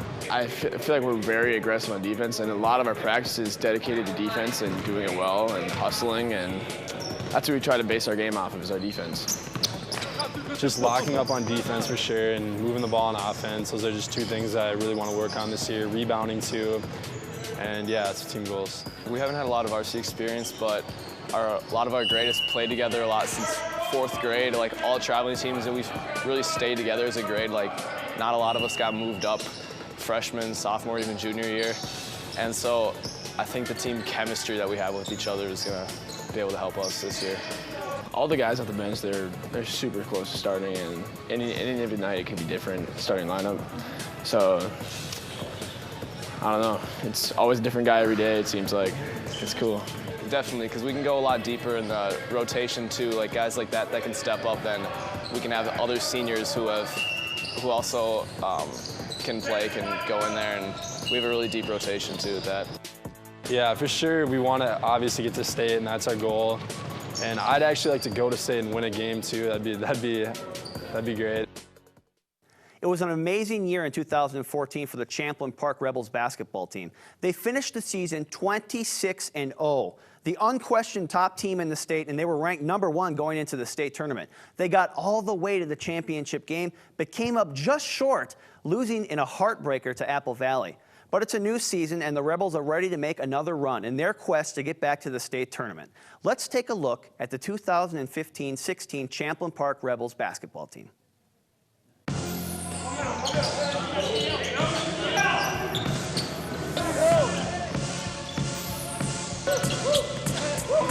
Move up from sophomore. As a coach, I coach depending upon what kind of athletes we have, and we have great athletes, and we're going to keep that high pace, defense first kind of mentality that turns into a lot of offense we're hoping for. We're doing a lot of things well that we did last year, such as hit threes, get transition buckets, move the ball around really well. We're an unselfish team, and it really shows in practice, and I really think it'll show in the games. I'd say it's the same mentality as last year. Push the ball, score as many transition points as you can, and defense. All starts on defense because defense creates offense for us. The coach really stresses defense, so we work on that at least half the practice. I mean, whether it's sitting there through shell or defensive drills or transition drills to work on our defense. So, I mean, they're picking it up well. I mean, we have good defenders, so I think we'll be good at the defensive end. Some of the younger guys that have been playing up all along are now kind of getting back together with their classmates that they grew up playing with. So, it's a process, and there'll be some growing pains, of course. There's a lot of juniors on the team. We played together when we were younger in traveling days. So that chemistry is a little rusty, but you can still see it's there. And to being able to play with these guys again is great.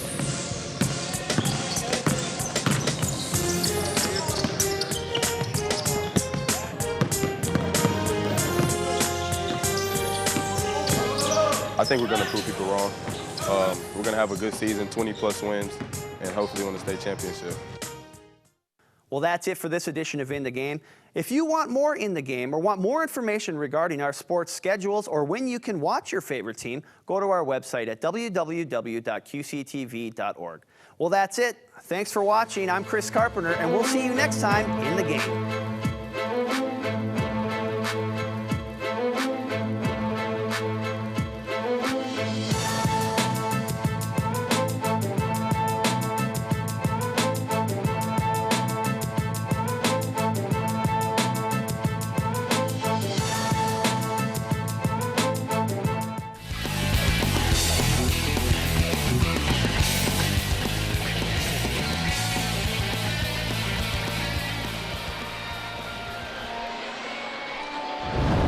Welcome back to the Aldridge Ice Arena in Maplewood for this 5AA section championship. Quick look at the recap.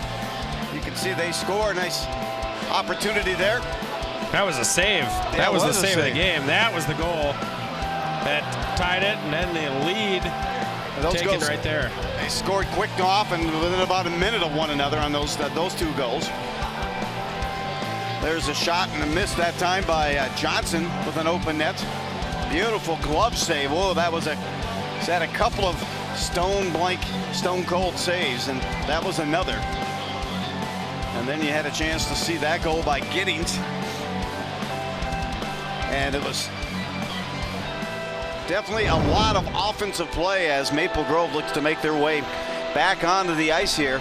And the goals by Maple Grove within about a minute of one another, really. It was in basketball, it would have been nice to take a timeout and regroup because you could feel the momentum shift. But Anoka did a great job of riding that ship and keeping themselves poised and then coming back later to score.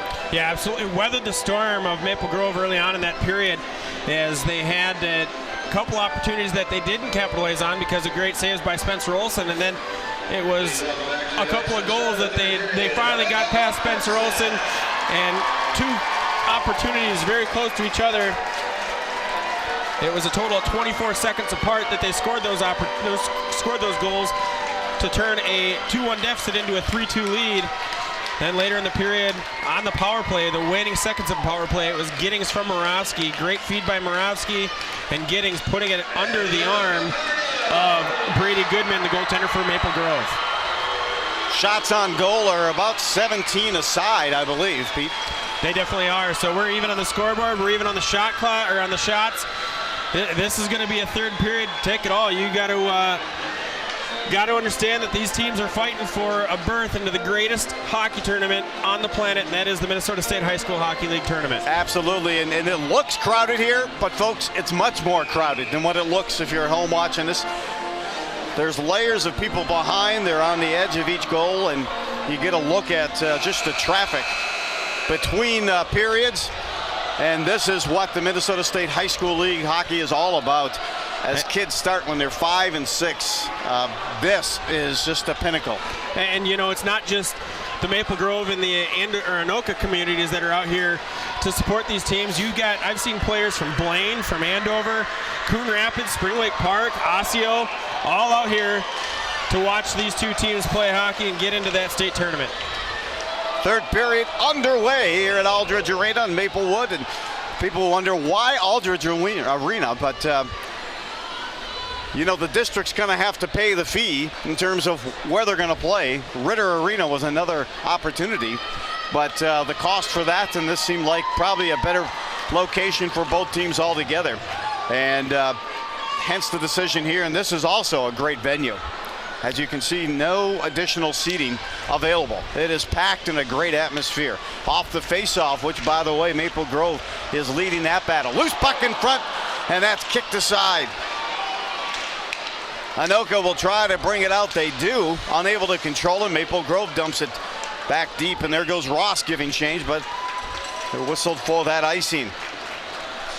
In terms of face-offs, and you saw that Maple Grove won that.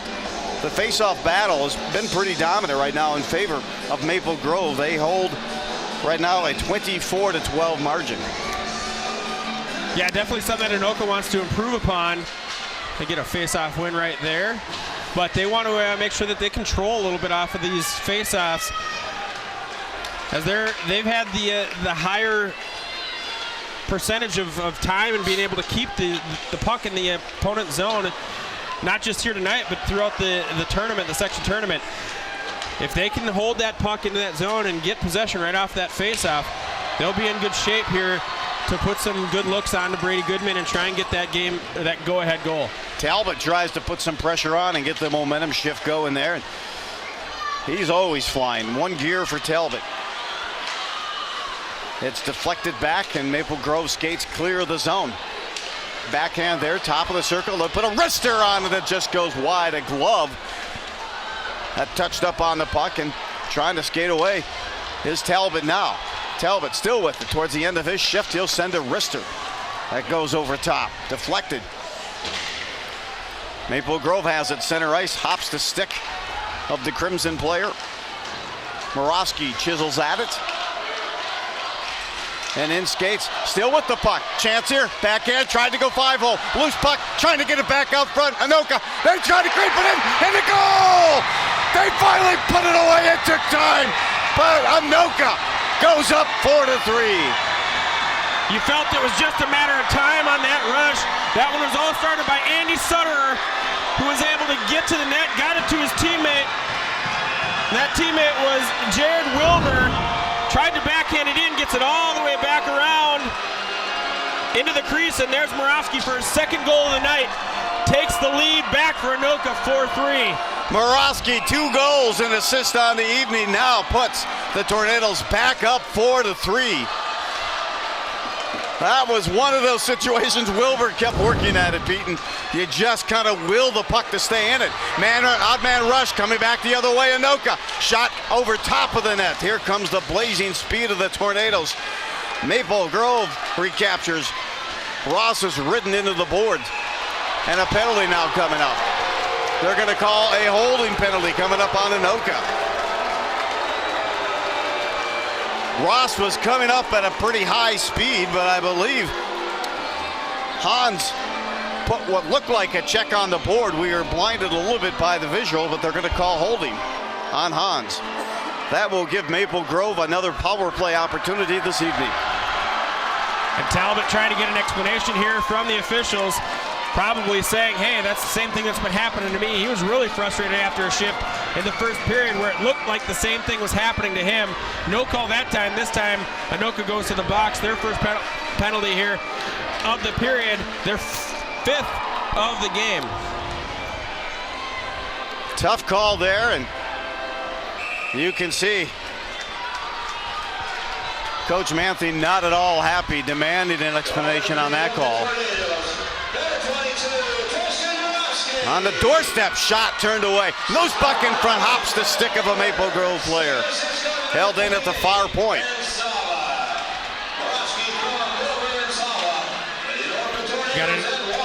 Look at that. Anoka player without a stick.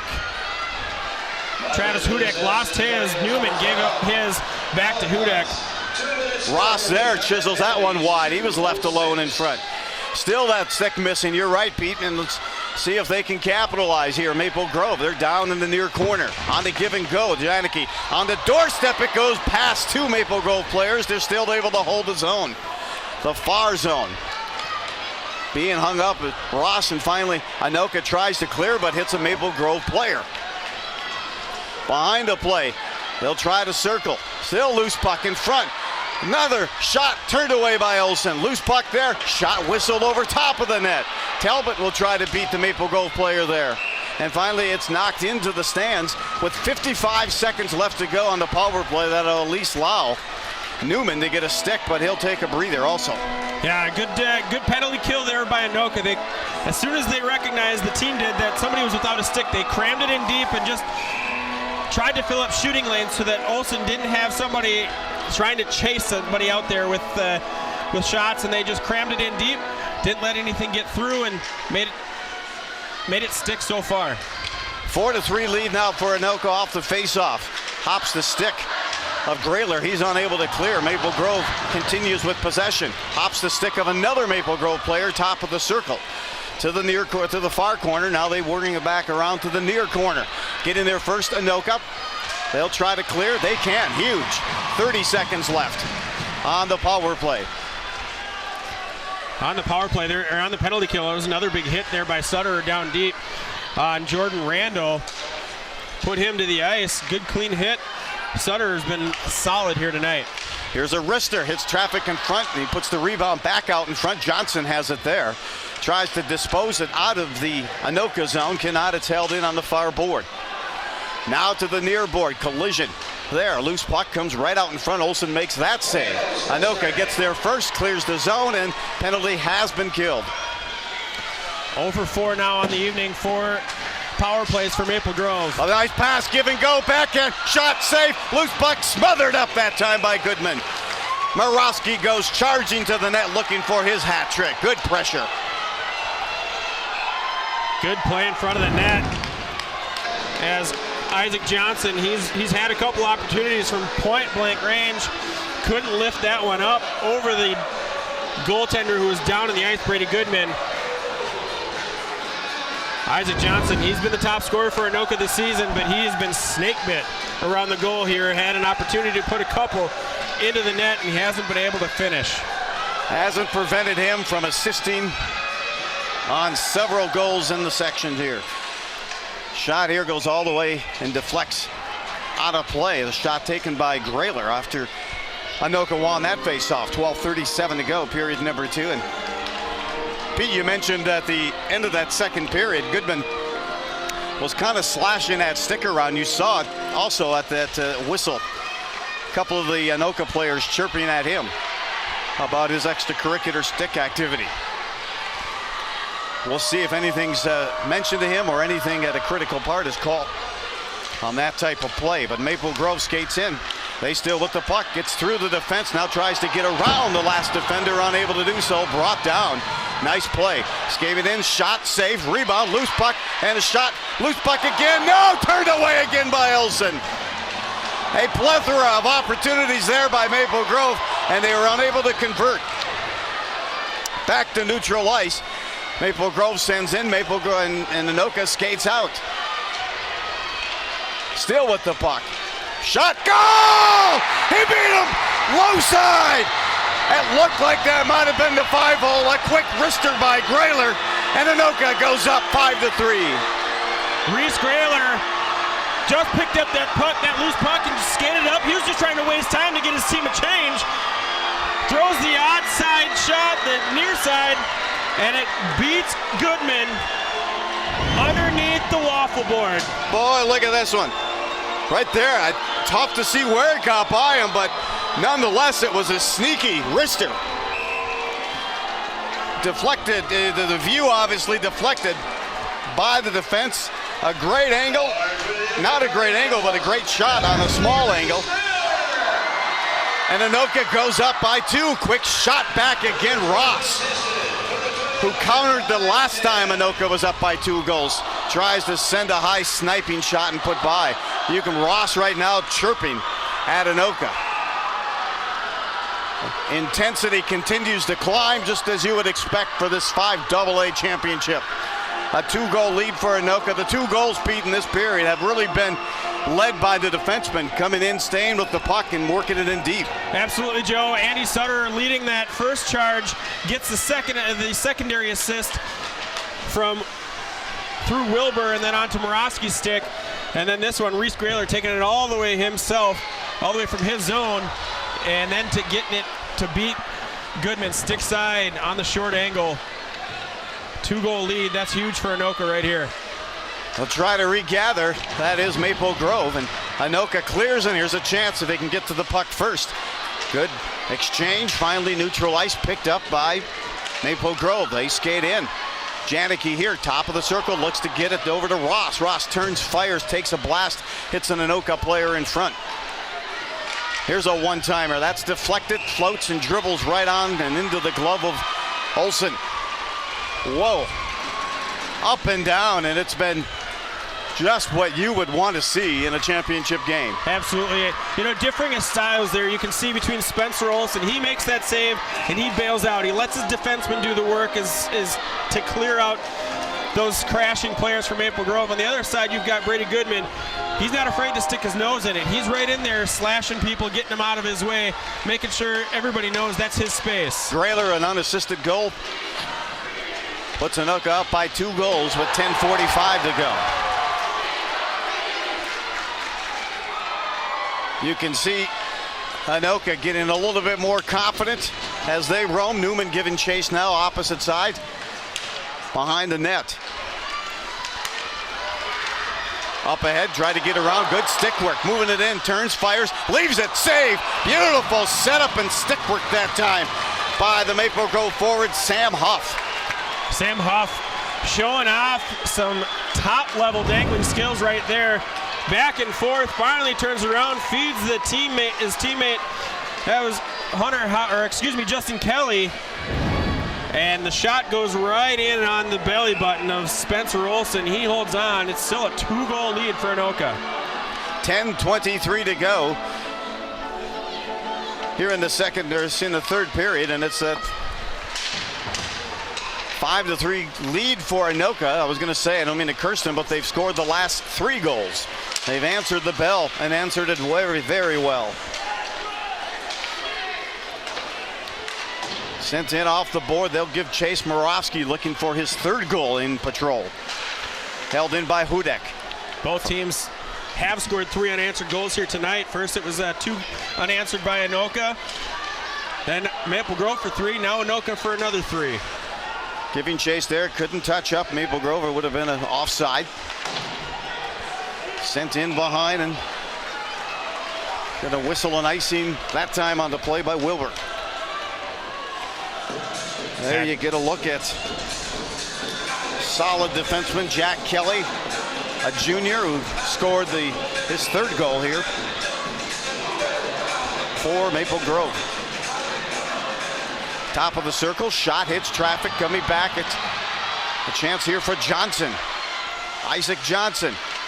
Dangle gets between his legs and loses it there. Tough to find it between those skates, and Janicki gets there for Maple Grove. Unable to control when he does get there, and Anoka deposits it just beyond the blue line. Grayler scored the last goal for Anoka. He's going to try to work it out of the zone. He does to Johnson. Johnson now lead mans it. Nice pass. Up ahead here. Trying to give a drop and go that time by Perry. Couldn't connect.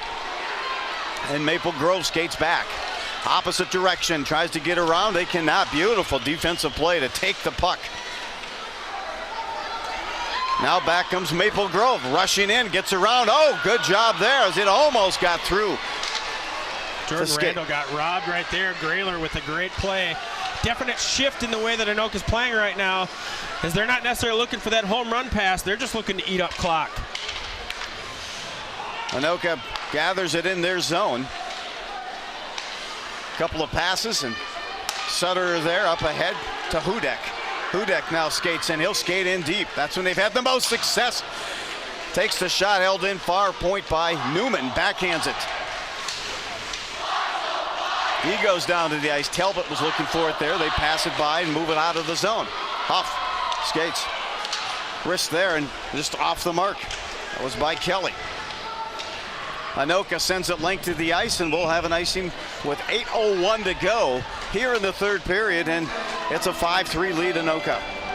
You can definitely see after that Grayler goal, Anoka just trying to get their sticks, their feet, their bodies in the passing lanes and shooting lanes, making sure that there's no clean opportunities. And even when Maple Grove skaters are making good moves, using some good stick handling to create space, Anoka skaters have been very disciplined in making sure they're not chasing. They're just staying in front of their opponent and getting their stick on the puck as much as they can. Saba there took the draw for Anoka, gave chase, and now it's back to Saba. Hard check there, sends him along the board. Morosky giving chase behind the Maple Grove zone. 7 and change stepping in, air pass, a hard wrister and a save made by Goodman. Good hard shot by Wilbur, who stepped in front of that errant pass. Wilbur had space, he had time, he kind of rattled that one off a little bit too quickly. He had time to step in, maybe make a move to his left with that defenseman crashing to his right in front of his lane. If he uses that defenseman as a screen, maybe he's got a better opportunity to get it past Goodman. Face-off controlled by Anoka. Another quick shot gathered in by Goodman. Face-off will come just to the right of Goodman.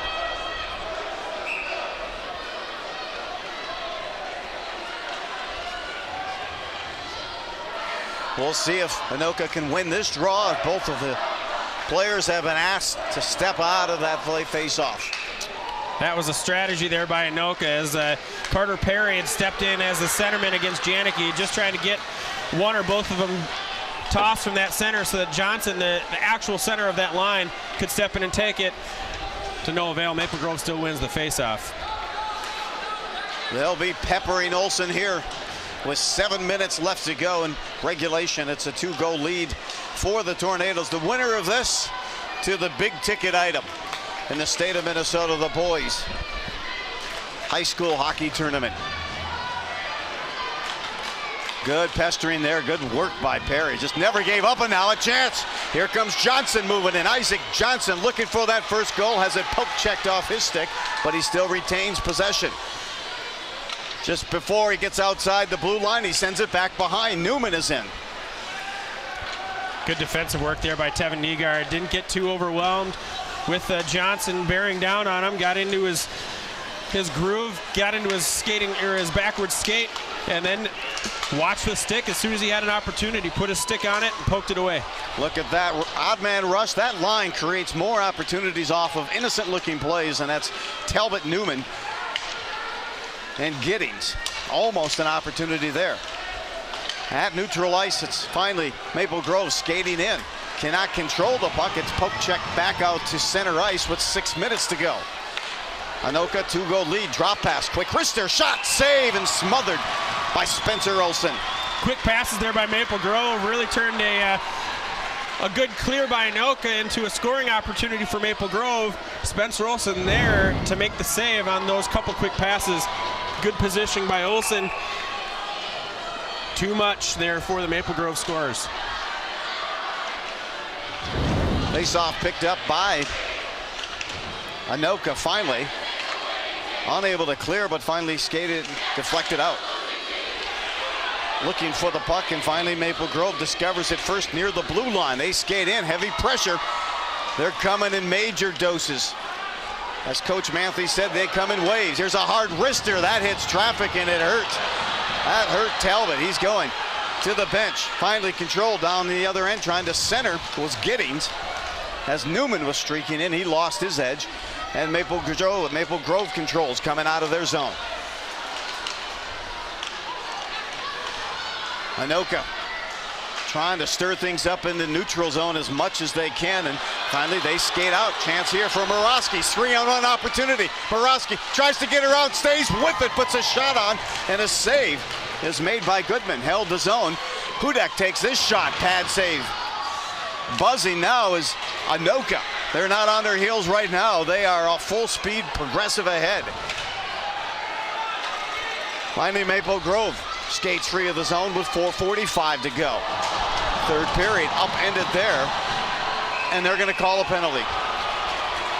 Elbowing penalty will be whistled. And I will tell you, I'm not sure the vision of the official, but I disagree with that call. I disagree. It was a clean call. The elbows came up, but it was after contact. Wilbur will be whistled. You can see the play here. Yeah, when he makes contact, that's shoulder to shoulder, and the elbows come up afterwards. He didn't lead with the elbow. That's what draws the elbowing call. That's a poor call by the officials.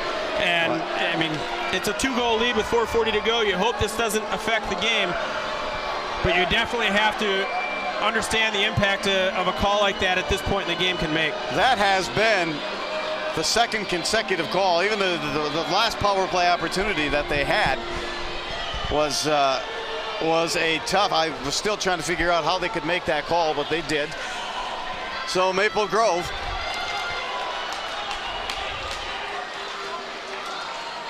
issuing, looking for. They were deciding whether or not they wanted a timeout or not, but they're going to hold on that timeout. Another power play opportunity. Todd Berglund wanted a timeout, and the official's not making any friends tonight as he tried to call it. The official said it was too late. You could hear the crowd erupt. I couldn't tell if that hit the post because it is loud in here, Pete, but nonetheless a close scoring opportunity there from Maple Grove. I don't think it hit the post, but it got behind Spencer Olsen. His team right there to clear that one out of the crease. Held in by Kelly near zone. Skating up, it's Janicki. Janicki now over to Kelly, just inside the blue line, sends it on the doorstep. Quick pass back to Janicki, that's disrupted. Nice play, and a chance here if Newman can get to it. Short-handed attempt, he's skating in, odd angle, but he'll take the shot. Good job burning precious penalty seconds off the clock. Good defensive play that time by the Tornadoes. It all started by the hustling play and distracting a good quality shot on goal opportunity by Janicki. Janicki behind the net goes down, looks pretty fatigued. Now to the far corner. Maple Grove controls. 50 seconds left on the power play. Kelly tries to send a shot deflected high in the air. It's controlled by Anoka, who will go behind. That's Grayler. Grayler gets a gap, which is what he was looking for, some spacing, and lifts the puck out of the Maple Grove, or the Anoka zone. 35 seconds left. Everybody changes except for Jack Kelly for Maple Grove. And then Kelly gets beat with the skates of Talbot in his own zone. Those fuel engines of Talbot and that speed starting to take a toll. The pressure now on the Maple Grove with 15 seconds left on this power play. Long lead pass does not connect. It'll be icing. Faceoff is all the way back into the Maple Grove zone.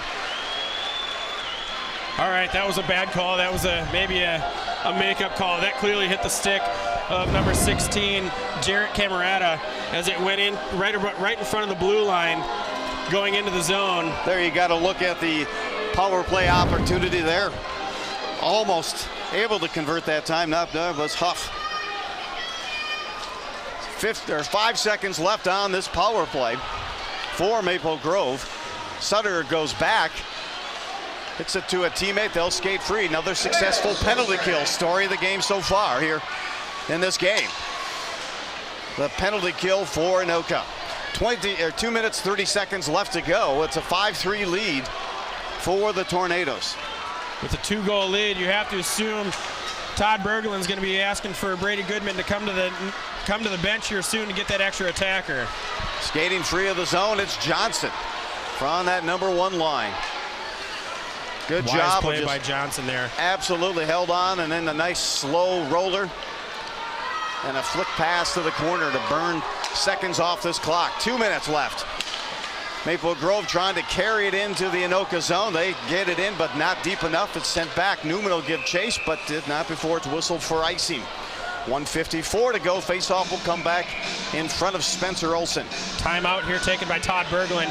He's going to bring his goalie to the bench, discuss their options with the faceoff coming down deep in the Anoka zone. I would guess that if Goodman stays on the ice, he's going to start this faceoff probably about the circles. If Maple Grove takes control off the faceoff, he's coming to the bench, and there's going to be a 6th attacker for Maple Grove trying to get at least 1 goal back here quickly. Give him a chance to come back and tie this game up. We got 1:53 left. Anoka trying to get their way into state. And there you get a look at the fan of the game. Wow. There's fans of the game, and that is the fan of the game. He's got some of those glasses that add the swag, I think. A swag to his look for that young Anoka Tornado fan. All the 18-year-olds are proud of you for using that word, Joe. Hey, this is when the big dogs come out, right? This is when the big dogs come out, and let's see what happens. Coach Manthe has them all huddled in. Assignments given. Goaltender has been pulled for the extra attacker with 1:53 remaining for Maple Grove. Camerata's been pretty much automatic here on the faceoff here this period. They win it again. Shot off the point, loose puck in front. It's cleared by Anoka on the backhand. Good pressure by Maple Grove. Good pestering defense by Giddings. Giddings forces Maple Grove way back behind their goal. He continues to pester. Still with the puck, that's Ross. Ross skating coast to coast, now looking to center. Still in possession, extra attacker on for Maple Grove. They trail by 2 goals, 1:20 to go. Shot, blast, pad safe, knocked out in midair and just through the crease by Maple Grove. They still control the puck in the Anoka zone. Behind the play. There's Ross again, give it go, Janicki cannot capitalize and convert. That goes wide, on the doorstep, 1 minute left in this game. A 2-goal lead for Anoka. Maple Grove controlled, Kelly turns, fires, gets it to Janicki, top of the circle, one-timer by Kelly, hits traffic, now a shot that time by Hoffman.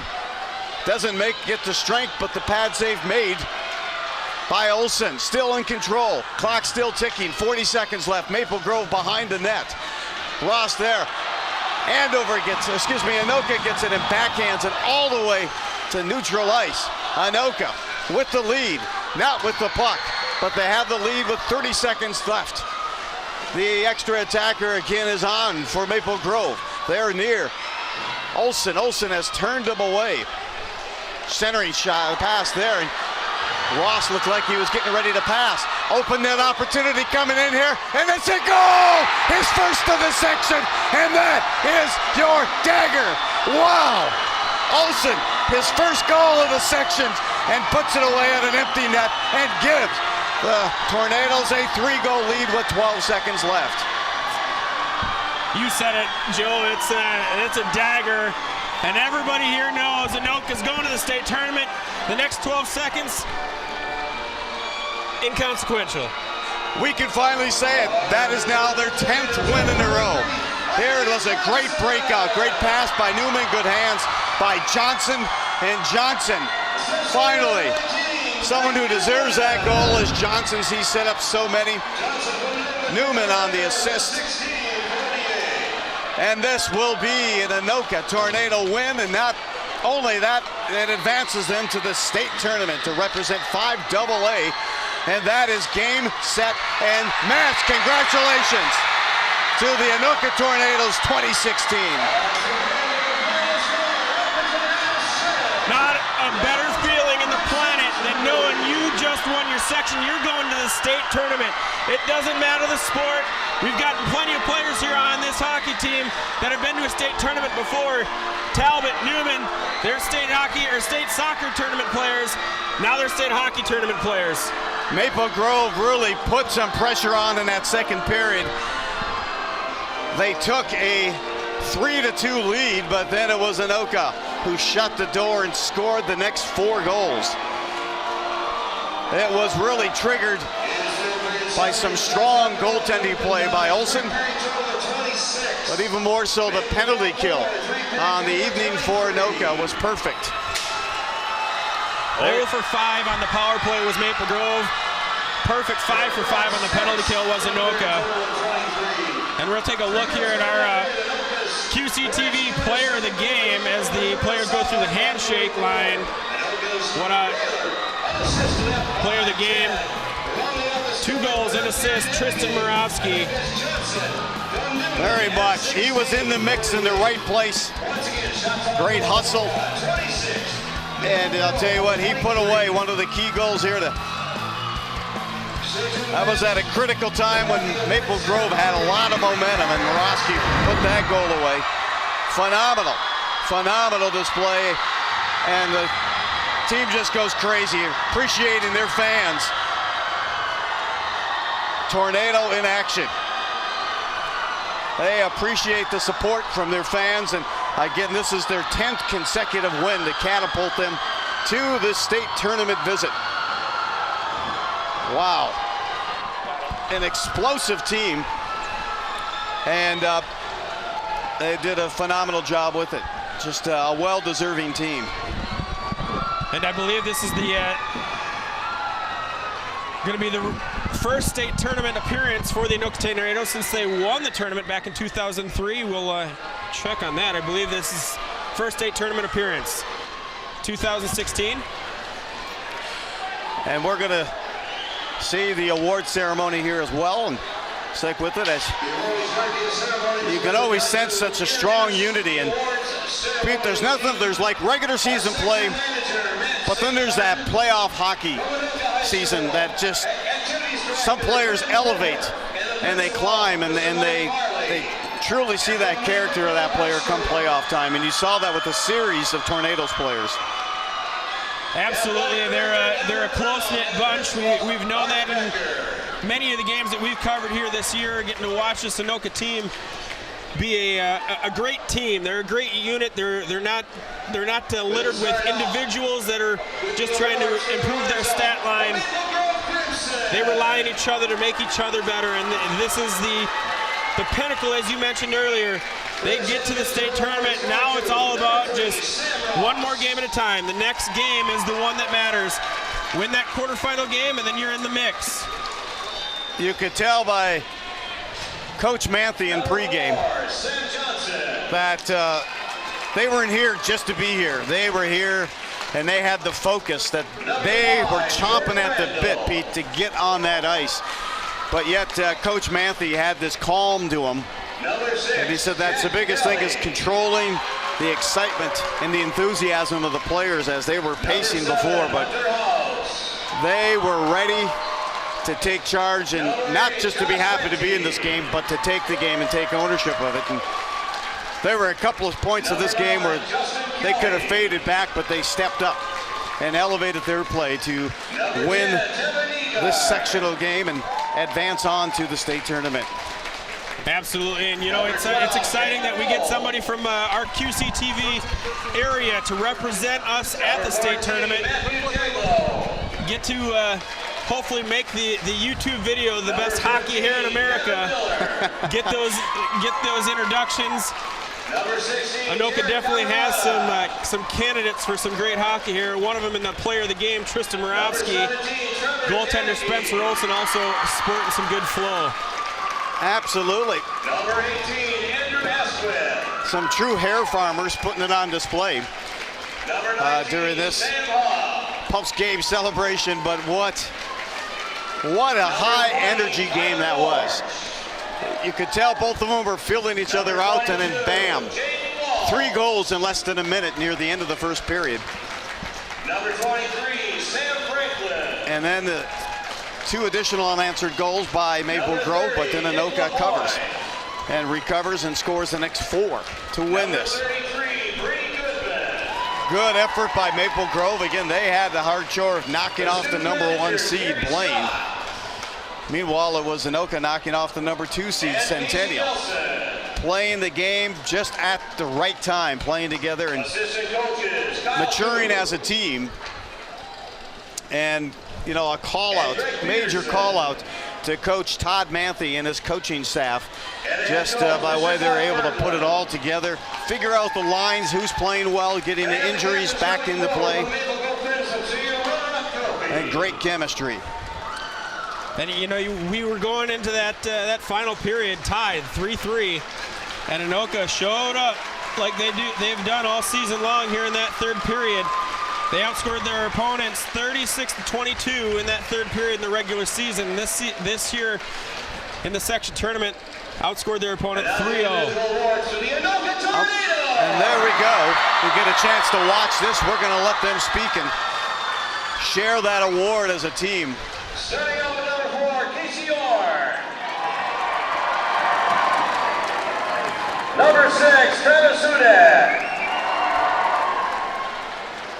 Number 7, Matthew Alto. Number 9, Carter Perry. Number 10, Andy Sutter. Number 12, Colin Hans. Number 13, Jared Wilbur. Number 15, Hunter Wandes. Number 16, Michael Talbot. Number 19, Blake Newman. Number 20, Reese Grayler. Number 22, Tristan Borowski. Number 23, Isaac Johnson. Number 24, Jack Giddings. Number 27, Taylor O'Neill. Number 28, Vince Sala. Number 29, Spencer Olson. Number 36, Nick Gregory. Number 38, Dylan McLaughlin. Number 39, Brandon Corbin.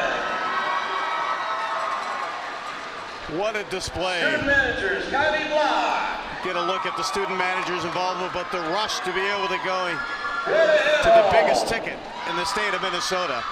And Olivia Pine. The state high school hockey tournament. The assistant coach is Pat Talbot. You get a look at those. Ryan Mashuggi. We're going to get ready for the trophy presentation, and there's the team. Ladies and gentlemen, your Section 5 AA champions, the Anoka Tornadoes.